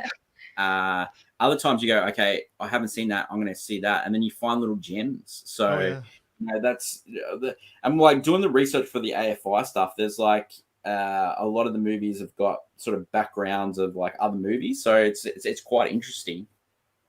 One of the categories that we do is like, oh yeah, have you watched any other movies of this guy and or this girl?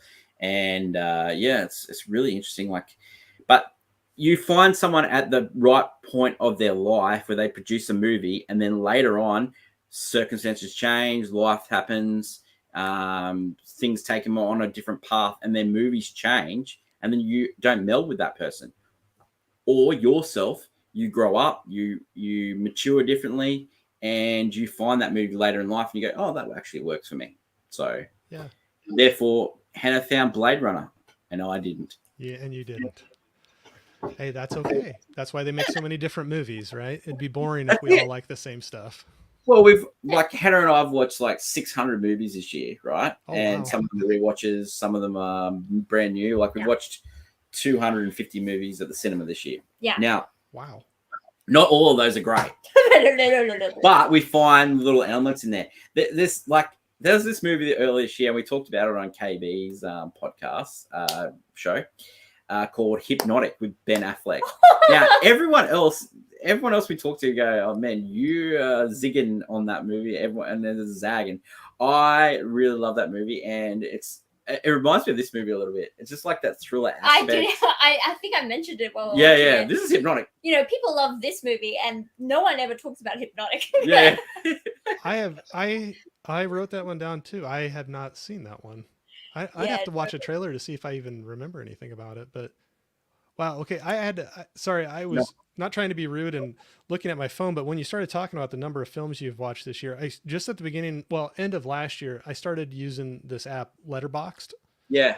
And we've got Letterboxd. We haven't used it because we've got so many apps going at the moment. So sure. But next year I'm gonna be a lot better. I'm gonna log.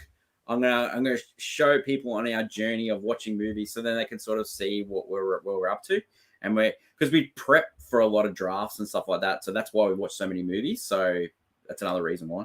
No, I had to look, and I've dropped off.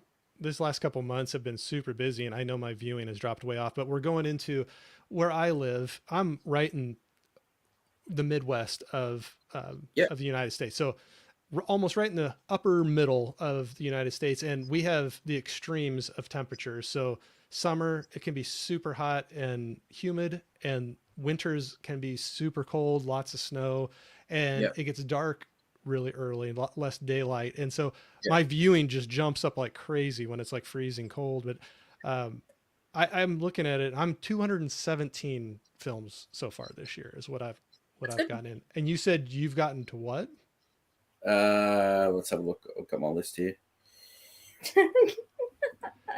That's amazing, though. I update this daily because we watch movies daily. So yeah, I've added 4 since then. 628 actually. Wow, that's amazing. Yeah, I know. But like, we're doing like a lot of at the moment. Like just to give you an example, like this month. We've watched a lot of rewatches because of it's Christmas. So we've been watching, Die Hard. Like yesterday, for some reason, because we were reviewing Bradley Cooper Maestro, so we put on Star is Born. So we watched Star is Born, and then suddenly we watched this movie, and I just felt like watching a thriller. So I watched Men on a Ledge. Have you seen that movie? Okay, I have not. Yeah, that's a good one. That's a good one. And so it just out of nowhere. And then I watched this movie called just like prepping thriller trash from like, upcoming weeks. 88 Heist. It's got Courtney B. Vance in it. So you just find movies and you start watching it and then you go, oh, it's added to the list, And then like tonight we're going to see Batman Returns. So yeah, that's the list. So well, I'll give you an example of some of the movies we've seen in December in the cinema. Yeah. So December's a pretty quiet month for us because there hasn't been many releases in Australia. But I saw the 4K version of Abyss on the cinema and on the big screen. Nice. Maestro, Wonka, May, December. We saw a preview screening because that hasn't come out here yet, but it's over there. Also, Pulp Fiction. We got to see a 35mm cut of Pulp Fiction. Yeah. We did that because it's coming up in the AFI list. Boy and the Heron, which is a Miyazaki film. Yeah, it's really good. Godzilla -1. What a fantastic film that is. I want to see that one so bad. It's so good. Like, That one's it's one of our favorite movies of the year. And then we saw Silent Night, which is one of the worst movies we saw this year. I have not seen that one. Then I went and snuck away and saw One True Loves, which just came out in cinemas over here, and that's a rom-com. And I found glory in it. I enjoyed that. And then we saw on the cinema, like, because they're showing a lot of old movies at the moment, because like it's in vogue now. People go and see old movies, and we saw Eyes Wide Shut, which is the Stanley Kubrick Christmas classic with Tom Cruise and Nicole Kidman. And then we saw Leave the World Behind in cinemas for Netflix. And so that was a really good thriller trash as well. So they're sort of like what we see in December. But that's probably a quiet month. Like the best month we probably saw was probably April or May. And we probably saw like 30, 40 movies in those months. Some of them some of those repeats. Like we saw John Wick 10 times. Why you see John Wick 10 times? You never know. That's a long one too. Well, we saw Oppenheimer 14 times. That's 3 hours long. So there's 14 times. Yeah, 14 times. Well, he did. I saw it back. Wow, wowzers! Mission Impossible: Dead Reckoning Part 1 we saw 16 times. We did. Because we were seeing all these different versions. Like there was like Screen X, which is like 270 view. Yeah. So film either side of you and one front. Yeah. Three screens, and it just wraps around. Yeah. So seriously, we've got issues, and Yeah. So and that's what we're on here to talk about those issues, Corey. Let us help. We can work through it. It might take more than one time, but we'll work through it together. Yeah. So my viewing in the theater this year has dropped a ton, and I hardly got out at all. But so we just went and saw Wonka. We were talking about early in the year. I went with a couple friends to the Dead Reckoning, the Mission Impossible Dead Reckoning, and actually, a couple guys from YouTube too. Bob from Bob's Blu-ray and Stacy from Make It a Blockbuster Night. Got to see them. It was kind of fun. We did a little meetup of some people in YouTube, and they let me join in when I'm still like the nobody, but they were like, I'm just like, I got to join in. It was fun to do that. I've got over 100 subscribers now, Corey. Come on. I'm thrilled with that. I'm absolutely thrilled. This whole thing has been a win so far. I love, I've met new people, some great people who talk about movies, and I have an outlet now to talk about these things, and I enjoy that. But thank you. And you are as well, I see on the we got over 100. Yeah, well, our goal this year was like 50, so we're ecstatic. So, well, and I think with the content you're putting out and how much and how good it is, I could see you taking off from there. It seems like some people just keep on doing it, and at one point it just takes off. Yeah. Well, we're doing it for two reasons. One, we've got issues. Two, we just like doing it so we get better. Like, so the more we do, the better we sort of become. Like some of this early stuff, like we watch back, and I'm trying to do some editing for the Watchies next week, and I just cringe at it. But like you have to do it. Like it's sort of like just getting reps, Yeah. It's getting reps to get better. But like our goal at the start of the year was like get 50 subscribers and get invited to a movie premiere, and we've been invited to like 6. That's awesome. So we're well past our goal, and like our next goal next year is, we haven't really talked about it, but like the main goal is like to get to 1,000. Like get to 1,000, that'd be great. That'd be awesome. And so that's sort of it. What did you think of Dead Reckoning Part 1? I enjoyed it, but it was not my favorite Mission Impossible film. It was not my least favorite either. So I had fun with it. What's your least favorite? People hate me for this one too, but I probably would throw the second one into my... I know. Let's see. I'm going to make enemies. Johnny's going to jump in here in the chat here in a second. Mission Impossible 2 is terrible. That's right. It's terrible, Corey. And okay, you agree with me. My favorite. Hannah's favorite. I'm sorry.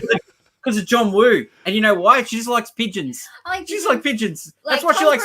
Tom Cruise is having leg day. He like only fights with his legs in the movie. It's great. That's what she likes it because of they pigeons. go to Randwick races. It's just like House of Gucci. She likes because of the pigeons as well. Like, come on, it's just pigeon love. I like that for many different reasons. Silent Night the other day, we saw a parakeet. She goes, "It's a bird. Oh, it's a bird." I love this movie. No, it was I like because it's slapstick comedy in the Dead Reckoning Part 1. The car scene where she's going around and oh yeah, I'm on fire. No, it's just a tire. It's just a tire. It's like that. Marks like that. Yeah, it's just pure slapstick comedy. It's like 30s. It's sort of like a Marx Brothers film in some bits. Maybe they were trying to channel a little bit of charade in this one. I think they are. Yeah. There's a lot of elements of charade and Dead Reckoning There's Part a lot 1. of double crossing for just no apparent. Double crossing, action, and then the slapstick comedy mixed in there. Do you want to do some spoiler talks about Charade? Because I've got we could do that. So I'm gonna go ahead and everybody in the chat, if you're good with the spoilers, hang in here. If you want to pause it or come back and watch the replay, you can do that. But I'll throw that. I'm playing around with StreamYard a little bit, so trying this little ticker thing. So. But okay, we'll dive into some spoiler talk. Okay, the biggest spoiler of this and the biggest thing of this movie is like you can tell that Walter Matthau is a bad guy from the start. Like, do you have the two main characters? As soon as you put Walter Matthau on the screen below those two, you know he's a bad guy. So where's the twist? You know, and then the twist of Cary Grant. This is really spoiler. That the fact that he's the agent all the time, and it like as soon as he had so many Hannah, like he's outside, I was like, Hannah, he's gonna be the agent inside. She goes, yep. Like it's like if that was the Zeke, or like it's just unbelievable. Yeah. So adding to the spoilers with that, like what you were saying is, and one thing that would maybe kind of bugged me just a little bit. We were talking about earlier, but Audrey Hepburn falling in love with each new name that he had too. It's like, oh, you've been lying to me. I love you. I've been lying to me. I love you again. And it's like, you're on like the 4th or 5th one by the end of it, I think. Because the famous line at the end of the movie where she says all the names, I love you, Andrew. That's a famous line. Like you've heard that in many other movies and stuff. And when she says it at the end, you go, oh, my God. Another spoiler, I don't know if anyone's seen it, but like the remake. Have you seen the remake of this? I have not. Mark Wahlberg's in it with Tandy Newton. I was speaking of Mission Impossible 2. Tandy Newton. And that movie is diabolically bad. So spoiler, if you haven't seen that movie, it is terrible. The bad guy in that movie is Tim Robbins. Like, as soon as you see Tim Robbins, you go, oh, yeah, it's him. It's him. Yeah. And it's not called Charade. It's called The Truth About Charlie. And it was like at the time, it was panned as a bad remake. Yeah. And so I saw that actually before I saw this one. Yeah. But wow. It's that movie is really bad. But yeah, the fact that she falls in love with each iteration of Cary Grant, she seems to forgive him immediately after learning he lied again. Oh well, I love you, and he's a killer. No, I love him. You have to give it. She also was married to this guy that she was estranged with, who also was lying about his past. He had. She kind of had a type going into it, I guess. Yeah. And the stamp guy. So when the guy makes a stamp from the kid and stuff like that, and then he gives the stamps back. Like, I just wanted to own it for a minute. It was just like, come on, dude, you'd keep the stamps for that. Yeah, the stamps are gone. Well, and I backed up that part of the movie too when that was first going on, because I don't know if I was writing a note or something. I'm like, wait a minute, I missed something. Why are we all excited about that? Went really quickly. Yeah. It was the strangest thing where the guy's walking through the market and he sees stamps and he's like, it's stamps. And he runs. And then Cary Grant does the exact same thing then too. Yeah. And I think the stamps are of Grace Kelly. I'm pretty sure. No. The guy starts to exchange stamps, and some of them are Grace Kelly stamps with the kid, because the kid. Yeah, because the francs he gets up. Yeah, he gets a 10 francs, 100 francs at the end for the And what the kid random wants to stamps. play with stamps? I was like, that's The my thing. stamp collectors, mate. The little kid wanted to play with stamps. Yeah. And then traded for more stamps. You watch movies, mate. Like, there's not much difference between movies and stamps, you know? Not much. My stamp collection. Yeah. No, You have a physical media collection. Come on. Don't give crap to people that got physical collections. no, it's just the kid with the stamps, and then he traded it for. Yeah, and that stamp was worth like 250,000. Which strangest thing to put the money into a stamp? Well, that's where I was like, okay, that you know how easily so what if she got that letter? Yeah. And was like, oh great, my dentist appointment was changed, and then like tosses the envelope, you know. But as soon as you use the stamp, doesn't it lose its value? Well, Yeah, that's what I thought too. Yeah. I guess you would call it away or something. I don't know, but I guess, you know, at the beginning he probably didn't expect to get caught and killed, and he thought maybe she would never even see that letter. But you know, if somebody looked through his stuff, they would go right past it because it's like, oh, it's just a letter. Who cares? But that's a pretty risky way, I think, to try to transport. I mean, at that time, $250,000. So you're looking at probably a couple million now, or US dollars. But I think they're looked at online, and like the conversion was like 11 million or something like that. So yeah, it's a lot of money. So to just have it on an envelope. But like the fact that there's so many big plot holes in this movie, but it was entertaining. Like that, for me, that's a good movie when it's like that. Like you see all the flaws in it, and it's still entertaining. You can still watch it again. The cast of characters that are the other guys that want the money. Yeah. Like you have a one-arm. It was not me. It was the one-armed man played by George Kennedy. Who, like those who have seen Naked Gun, like that's just classic George Kennedy right there. Yeah. It was just... Yeah, they had each of their own little stereotypical henchmen roles that they were playing. Yeah, you got the guy with glasses, like, you know, like. For me, my favorite part of the movie is that she's having the funeral for the husband, and each one of them walks in and like either like just puts a mirror under to see if he's breathing, or then one of them stabs him.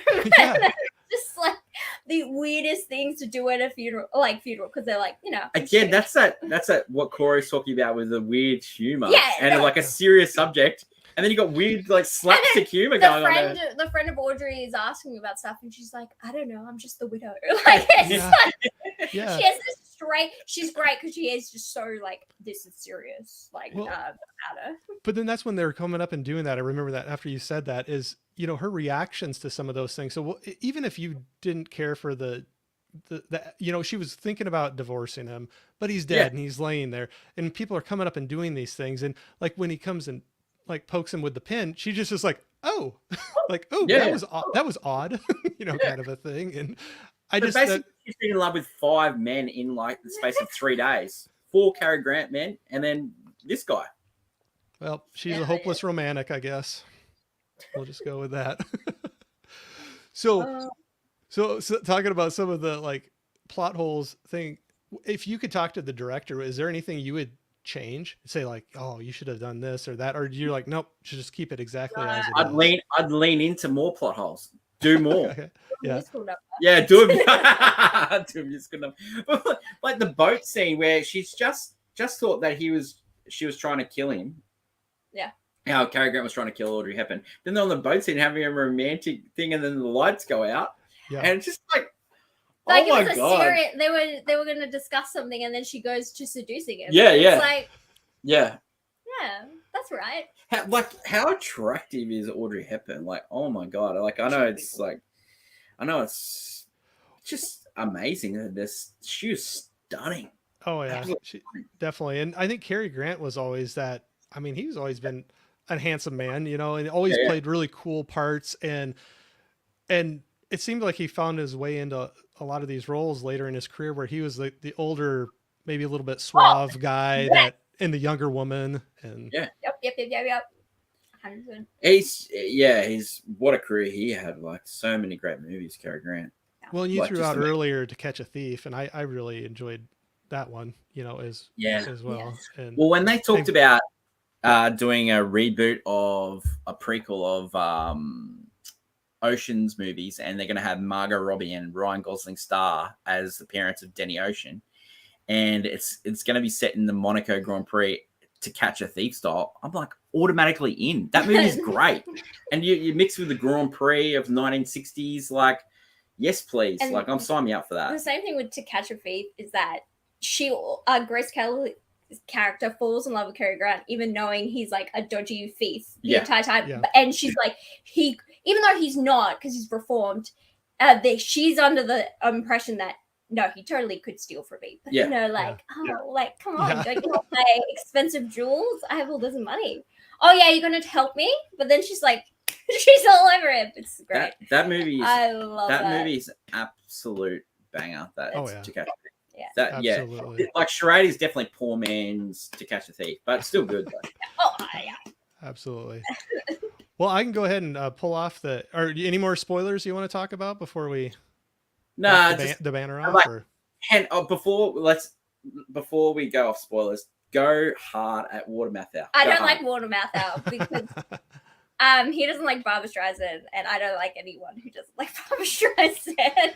But he Like, plays the same character every time. Yeah, Like, no, he- because in Hello Dolly, it's the same thing. Same as well, thing. where he's just a grumpy old man that is trying to help the woman for some reason. What about the shootout scene? Like, Cary Grant's Oh. got one job. The one job, he sneaks around, Yeah, he's got the perfect shot. put him Misses. away, and misses. Yeah. Like, shoot the guy in the back. Like, come on. Some could've- of the murders in this were actually quite gruesome too. And the fact that he's like a police officer or CIA guy or whatever he is for pretends to the be- for CIA. the embassy, he can't do one shot. You one shot, get it done. Yeah, I do Put remember that. Order away. He made messy kills. That scene where like she's in the middle and they're trying to convince her and she doesn't understand. She's not knowing. Yeah, which they're one- both lying to her. Yeah. So she's just like, and she still believes Cary Grant. yes, that's right. I can see why. Yeah. I can see why. No, he's. I agree with you on that. That one was kind of funny, but yeah, that's where the whole thing. You have shootouts like that. You had, you're talking about, with the hook, they had the big fight on the top of the building next to the neon sign. That's good. That was probably one scene that kind of stood out a little bit to me, where I was like, okay, they're getting into a little action fight. He even gets cut up a little bit on it, and that's North by Northwest when they're fighting on the Mount Rushmore. So sort of like the play with that. It's quite good. I enjoyed that. It's a bit of thriller trash.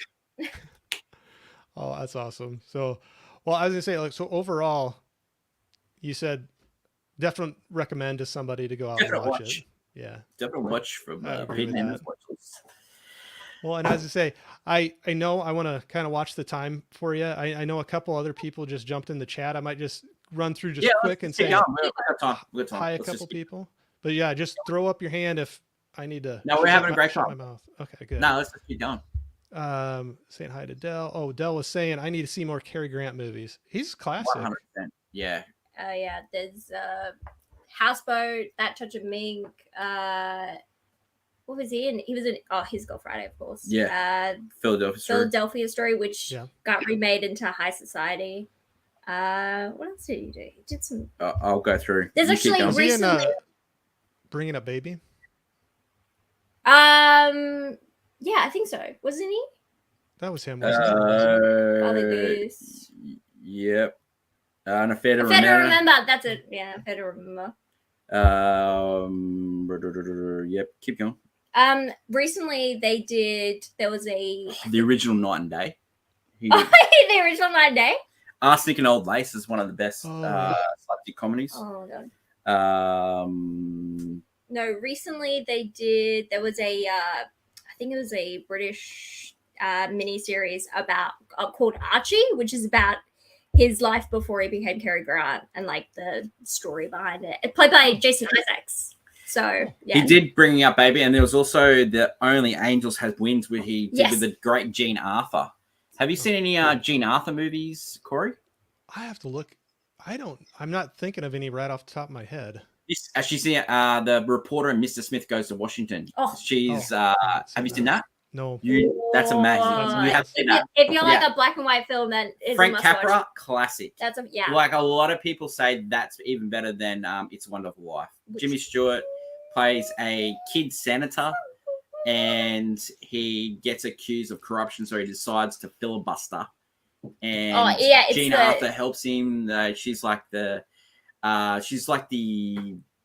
chief of staff for his office, and then she's got friends as reporters. And Jean Arthur, what a career! And so love her.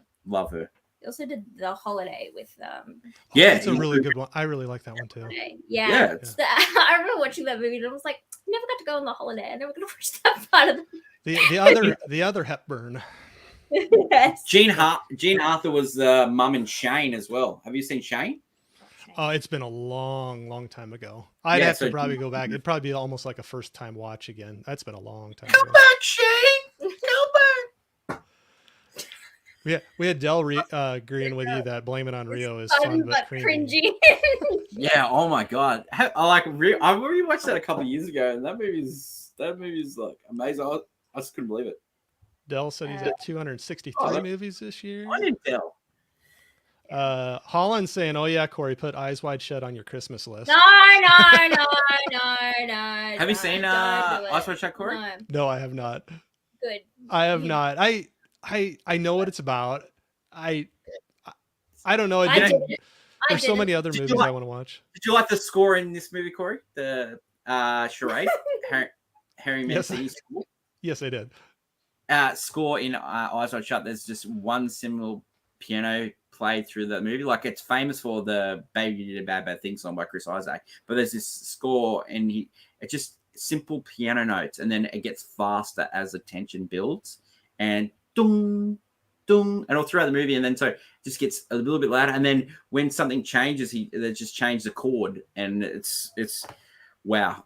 Stanley Kubrick is really cooking that movie. Nicole Kidman is so attractive in that movie, and Tom Cruise is deranged. He's absolutely deranged in that movie. Like, he gets told a story from his wife, and then his life is just completely different the next day. It's just unbelievable. It's, highly enjoyed that, rewatching that.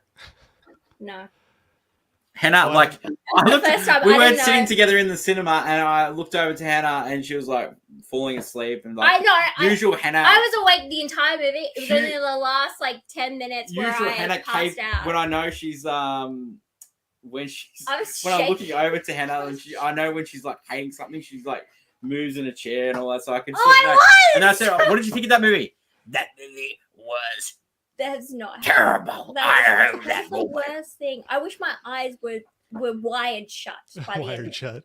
There you go. I was shaking. I was having a visible reaction to it. I was not enjoying. I did not enjoy myself. I've heard people have similar reactions too. I didn't know what I was going into. I was like, you'll like this movie. and then immediately the first 5 minutes, I was like, when I figured out what the movie was about, I was like, nah, I'm out. I'm done. And now I have to sit Corey, here. I bought her a movie ticket. I bought her dinner beforehand. I bought her a snack afterwards. Like, what a great brother. What else are you supposed to do? And a 2 hour. Yeah, I sat there. And a 2 hour Tom.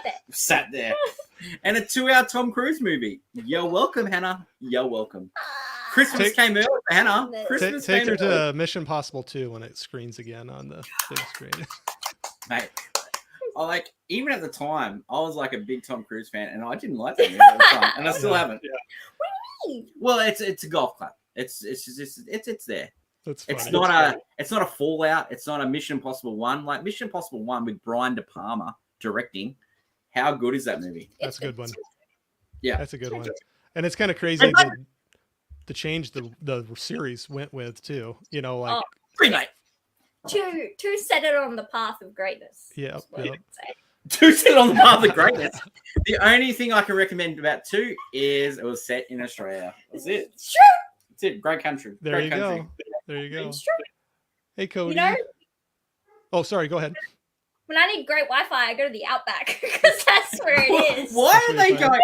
Australia has notoriously bad internet. Like it's a miracle we haven't jumped in this one. In KBs when it kept jumping. Obviously, we had an upgrade in our area, but seriously, it's very funny. We're the country that made Wi-Fi, and ours is the worst in the world. And then they're going in the Outback to use high-tech computers. Like you're not getting a phone call out there. The satellite is direct. They use pigeons out there to communicate to each other.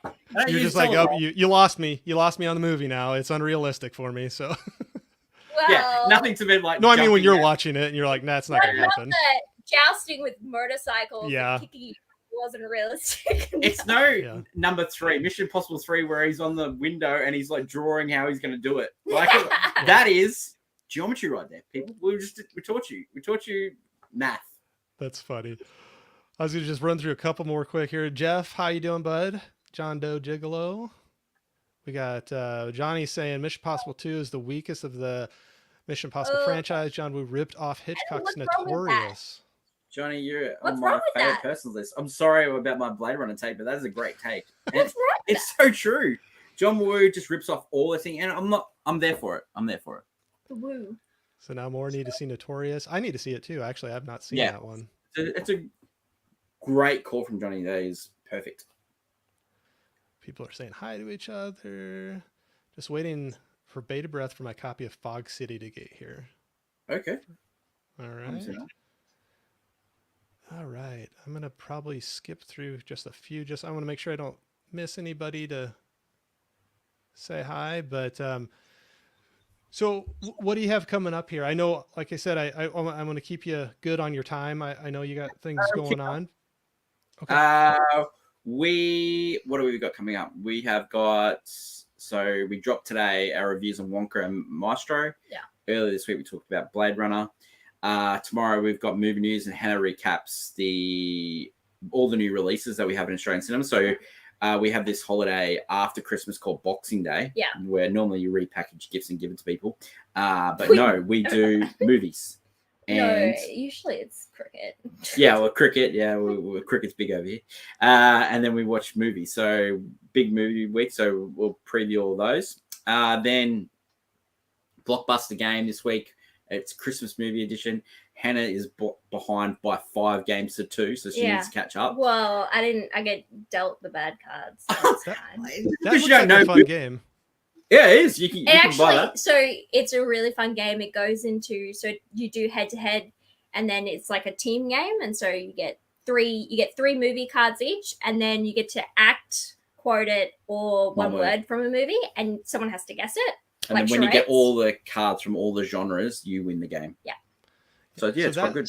That one that you do looks a lot of fun. And then there's the other one, and I apologize if I'm blanking on the name, but you have the buzzer, and you have to come up with a name each, like films where people go to jail, and you're that's Blockbuster. Yeah. So then, we pick up a card, and it tells us that was the Blockbuster one. Yeah, it's Blockbuster. So Blockbuster, we only just steal a little bit of that game. There's like a whole game to that. Yeah. That's one of those things that I could see just totally freezing up on, even though it's just like fun having a timer.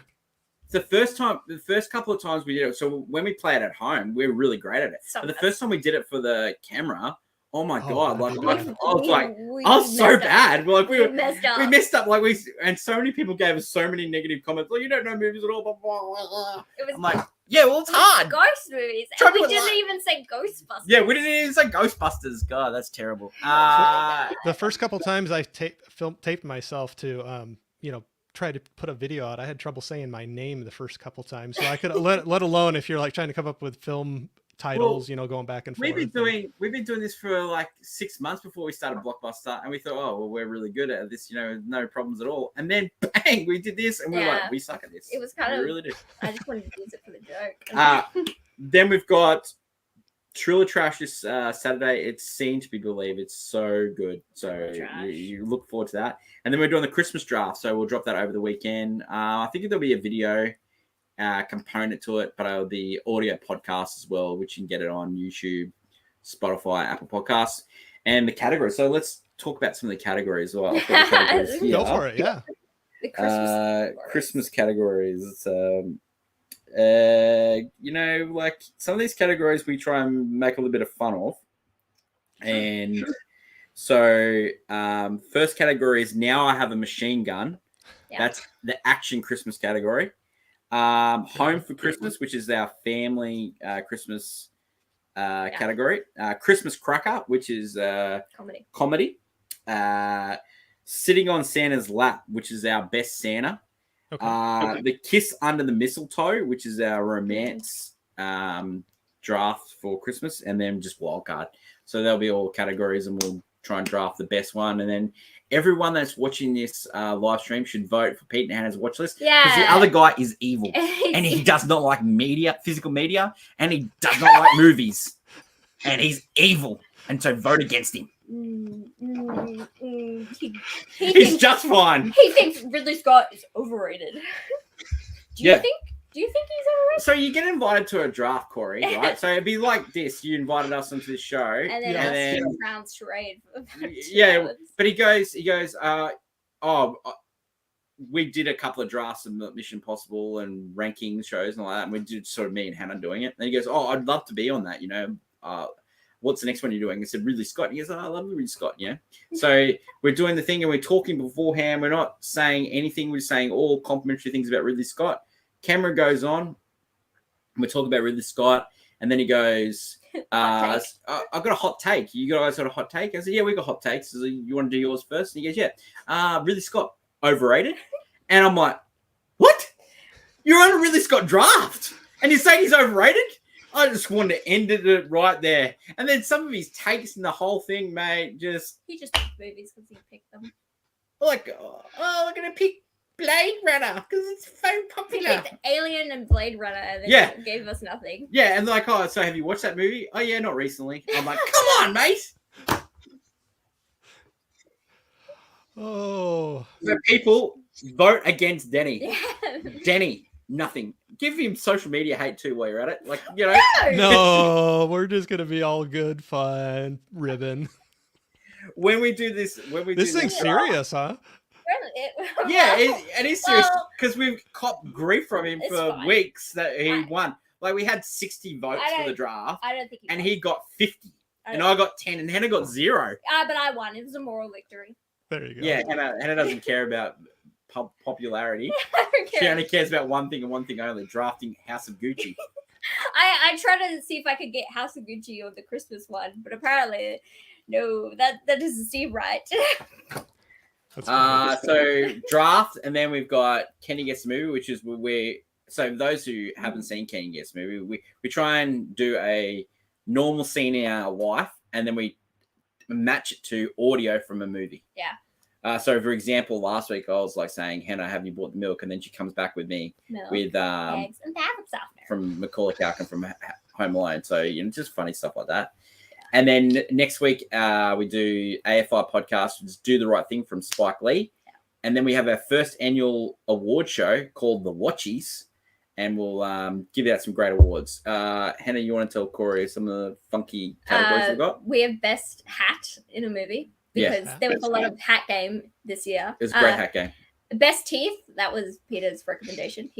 There was some great teeth game. Best use of a train. It was best transport. Train has been like the number one. Yeah, trains are back. Trains they've been in almost all the big movies at the moment. So it seems like and then we'll have our championship belt holders. A lot of people know about already that. And then we'll do our top 5. Leading up to the championship belter, and we also have our worst movie, which we haven't named it yet. No, I think yours is different from mine. A worst movie? Yeah. Oh, I can't remember. No, I love movies. None of them are bad. No, you haven't seen the one I think it's the worst. Oh wow. So. Okay, so tune in next week to find out which one that is. I was gonna say I can't wait to see what all happens with that. It'll be interesting for sure. It's very strange when I find the worst movie when I like movies like Mission Impossible 2 and she likes Mission Impossible 2, guys. So therefore, taste. Oh, I shot. Great movie. No. Speed Racer. Last time we brought up Speed Racer, the greatest movie of all time. On KV's show, and that was some The fun stuff. Speed Racer. Yes. What was the movie the other? What was the other day? What was the movie the other day that had Speed Racer shirt? And I was like kicking you in the thing. I was like, Speed Racer, Speed Racer, Speed Racer. What's that movie? Yeah, what was that movie? No, it wasn't Maestro. No. It was a Speed Racer shirt. It was a Speed Racer shirt. Speed Racer shirt. I don't know. It was a recent movie. Was it Ice Racer? I think it might have been Ice. No, it wasn't because you weren't next to me, and I would have been like, oh look, Speed Racer. There's a difference there. No, it wasn't. Can't remember the film. I think it might have been. It was wearing a t-shirt. We hadn't seen it for a while. Yeah, the only other one I can think of is. Pulp Fiction. It was Pulp Fiction. Oh, Pulp Fiction. That's what it was. Pulp Fiction. we saw that on 35 millimeter. So like This was there's a a very lot nice- of cuts that have been released on like a physical film. And so like it jumps in bits and audio stuff's up in bits, but it was such a great, and like the cinema was packed. We saw 7 a couple of months ago. Oh, That was yeah. 70 that was millimeter. insane. That was the first time I'd seen it too. That movie great. is so good. Like Yeah. it's just, and the cinema was absolutely packed. And it was like, I reckon it was a lot of people's first time seeing it because there was audible gasps at the end of that Yeah. movie. Like, you know, spoiler free. We won't talk about the Yeah, spoiler, no, but no. yeah. Yeah. I remember seeing that in the theater when it originally came out, and being a bit younger with, I think it was in college at the time, and with a group of friends, and there was a group of them that left during the movie that it went a little darker than they thought it was going to go, but I really liked it. It's funny how like people walk out of films. I've been noticing a lot this year. There's like a lot of movies that people walked out. Like I remember seeing Cape Fear as a kid, and people walked out of that movie. The Martin Scorsese remake. Yeah. 35 millimeter, amazing, great. I can highly recommend it if you get a chance to see it. There's because media dies, the film dies over the time, so there's not too many cuts. So it's really important that, you know, when you get a chance to see it, don't turn it down. It might be the only chance you do it. Yeah. How good. This is awesome. But so I guess just wrapping up here real quick, just to kind of bring it all together. Thank you so much for coming on here. I've enjoyed talking. I would love to hang out and just chat again sometime. If you're ever up for it, I'd do it. Anytime you're searching for a movie club person, we can bring all this gunk anytime. Yeah. If there's a random movie, we love watching. We love finding movies that we haven't seen before as well. Like this is how this started a couple of years ago. Like Hannah and I were looking for things during COVID. We started watching a TV show. Then we got into movies, and then Hannah just like went amazing with the collecting. And so we've been watching watch movies. And then I was doing like little reviews because my friends were always looking for movies, and they'd go, "What did you like?" sort of thing. And then Hannah goes, "Well, let's do this." So we started doing this, and we've had really a lot of fun. So anyone that ever wants to talk movies, if you're ever looking for someone on channel, like we just have to plan it because of the time difference. But we will come on anyone's channel and talk about movies and give you this level of entertainment or interesting opinions and not entertainment. Some people are entertained by us. Some people, I'm entertained. Yeah, you're entertained. Are you not entertained? Do I not entertain you? Are you not entertained? whoever the movies. But no, absolutely. Anybody that's in the chat or watching the replays, please go and check out Pete and Hannah's watch list. Lots of fun. And like I said, it's a great mix of movie news, reviews, fun, playing games, and a lot of different, like long format, shorter. And that's one thing I love too, because sometimes I don't always have the time to watch longer format. And sometimes when you have some stuff that's coming out in those smaller bite-sized portions, it's great to have that, and you can run through some of them, and you're lots of fun. I enjoy the energy that you two bring to it, and I appreciate it because it's like I said, it's a nice mix from some other things, maybe more analytical that I watch, and then you have this where you get kind of a mix of the information, the analytical, but fun.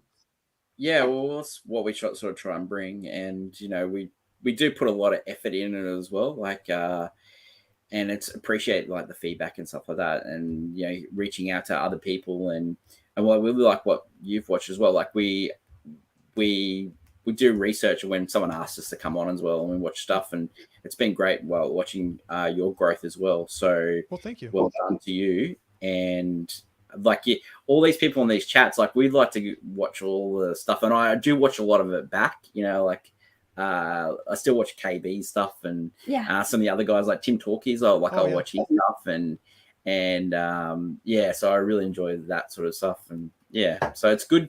Like it's a really good community, and I talked about it on like KB's show as well. Like it's just great that movies have brought like all these random group people, from like the Iowa to Brisbane, Australia. Like, it's just amazing. Like, how good's this? And we've like talked 2 hours about movies and about life, and you're like, my life goal has been met. I've talked 2 hours about movies with a guy from Iowa. So there you go. 100%. Like, God, you know how you were saying about culture and stuff like that. Like, American culture is like permeated really big in Australia. Like, so we hear about all these places, and like we visited America and stuff, and we love it, And so talking to you from, the great cornfields of Iowa, like, that's cool. Like that's a tick that off the list. How good's that? Well, and even flipping it around, me being able to speak to both of you in Australia, and I always date myself even more when I talk about this, but when I had a big chunk of my life, like I was getting into college before internet was kind of getting to be more like available to people. So, like 1990, going into, well, that would have been high school. So 94 going into college. And to me, it still blows my mind to be able to now be sitting here halfway across the world and talking with you, and that I even was able to meet both of you and get to talk movies. So it's just, there's a number of other people in different countries, but even a couple states away, that you just never would have had that connection without having this technology. And I don't know, there's a lot of fun stuff that can come from it. 100%. It's so good. And, and it's all about, getting to know your fellow human beings. And it's talking about like a great subject like film, like, like all the things that we have all different opinions about all tonight. And then people are saying, oh yeah, that's a great opinion. That's terrible. Like, it's how good's that? Like, it just makes you love the cinema and movies even more. Yeah. And that's what I love too. Like, people chiming in and saying like, yeah, I had that same experience too, or I really enjoyed it. But then it's like, oh, well, if you like that movie, check these couple out, and I'll be like, I've never heard of that before. So like, I have this big list now just talking to you two, tonight. And that's amazing, because some of them aren't like hard to find movies, but you just might have. Oh, like you're busy in life and you miss that, and you haven't come back around it, and you haven't remembered it. Like seeing those movies on the physical screen this year has been so good, because like you like cinemas have been packed this year. It's been great in Australia to see movies, like, and just seeing people's reactions to different things and what you liked and what that, it's so good. And having these conversations about it, it's just amazing to me, like that people are seeing the exact same film and have completely different views about it. It's so good. I love it. It's fun to listen to it too. And it's like, okay.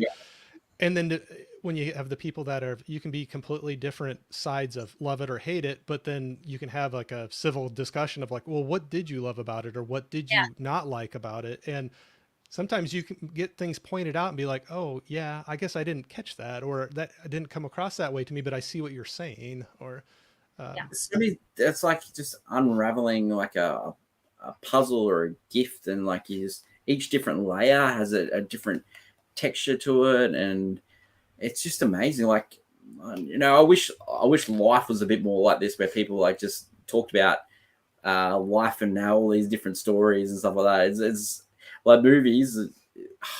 It's great. I know. Love it. Like I said, I'd talk to you two anytime, and it's fun for me to do this, and it's one of those things that gives me that opportunity to be able to speak with people about it, because I don't have a lot of people right around me that have the same level of interest that I do in movies or music or anything like that. And not that we don't have other things in common, but this is just that one piece that it's a big deal to me, and just finding other people that, it's a big part of their life too. And let's share our experiences with it. Yeah. It's so true. Like we have friends that like movies, but not to the level of us, and so talking to a fellow movie lover and like hearing other people say, oh, movies, oh, you haven't seen that one? Yeah. Oh, yep. I'll definitely see that one. It's so good, and if I've shown people tonight that they need to see Man from Snow River, I've done my job. That was the first one that I pulled off. That if you ever, and that I always think of that cover too. I got to throw it back up there again, but that one, that's a childhood one. And Hannah's like, don't encourage him. No. Because he will talk about it forever. Now you're going to probably have to hear about it for a long I went time. off on that, didn't I? Yeah. You popped off, King. Yeah, you definitely you could talk about Memphis River and Memphis River 2 many a time.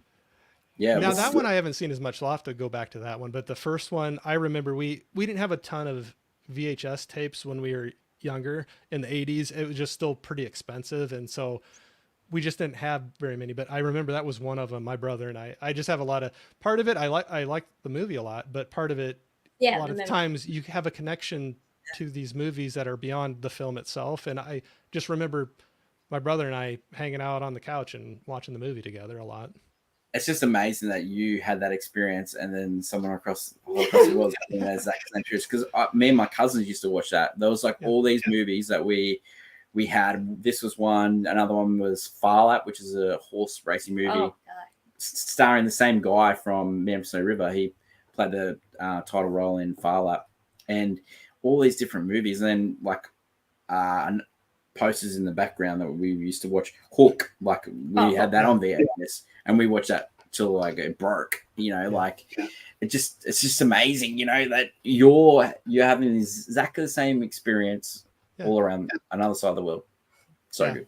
No, it's very, very cool. But well, anyway, if you don't mind hanging on for just a second when we drop off here offline, I just want to say a few things. But thanks again. Everybody go out and check out Pete and Hannah's watch list. They putting out a lot of fun stuff. Just go out. A lot of times there's so many people creating great things, but you just don't, it's like we were saying, sometimes you just miss a movie or you miss a YouTube channel.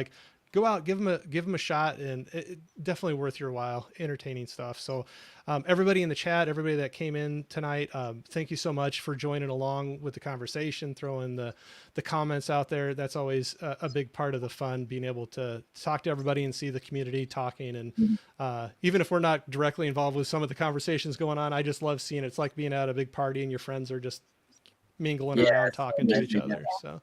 Loren's watching The Family Man tonight. Is that the one with Nicolas Cage? Because I like that movie. It's a good movie. Probably, I would think that's a good one. I haven't seen that. Yeah, I like the movie. Yeah, I like the movie. But we'll go ahead. We'll go ahead and shut her down for tonight. But thank you again, everybody, and thank you, Pete and Hannah. And we'll see you all later. Great hosting, mate. You did such a great job. Well, that was great. Great line chat. Anyone that wants to go on a good show talking about movies, Corey's Movie Club. Thank you very much. That's a club. I appreciate it. So we'll talk to y'all later.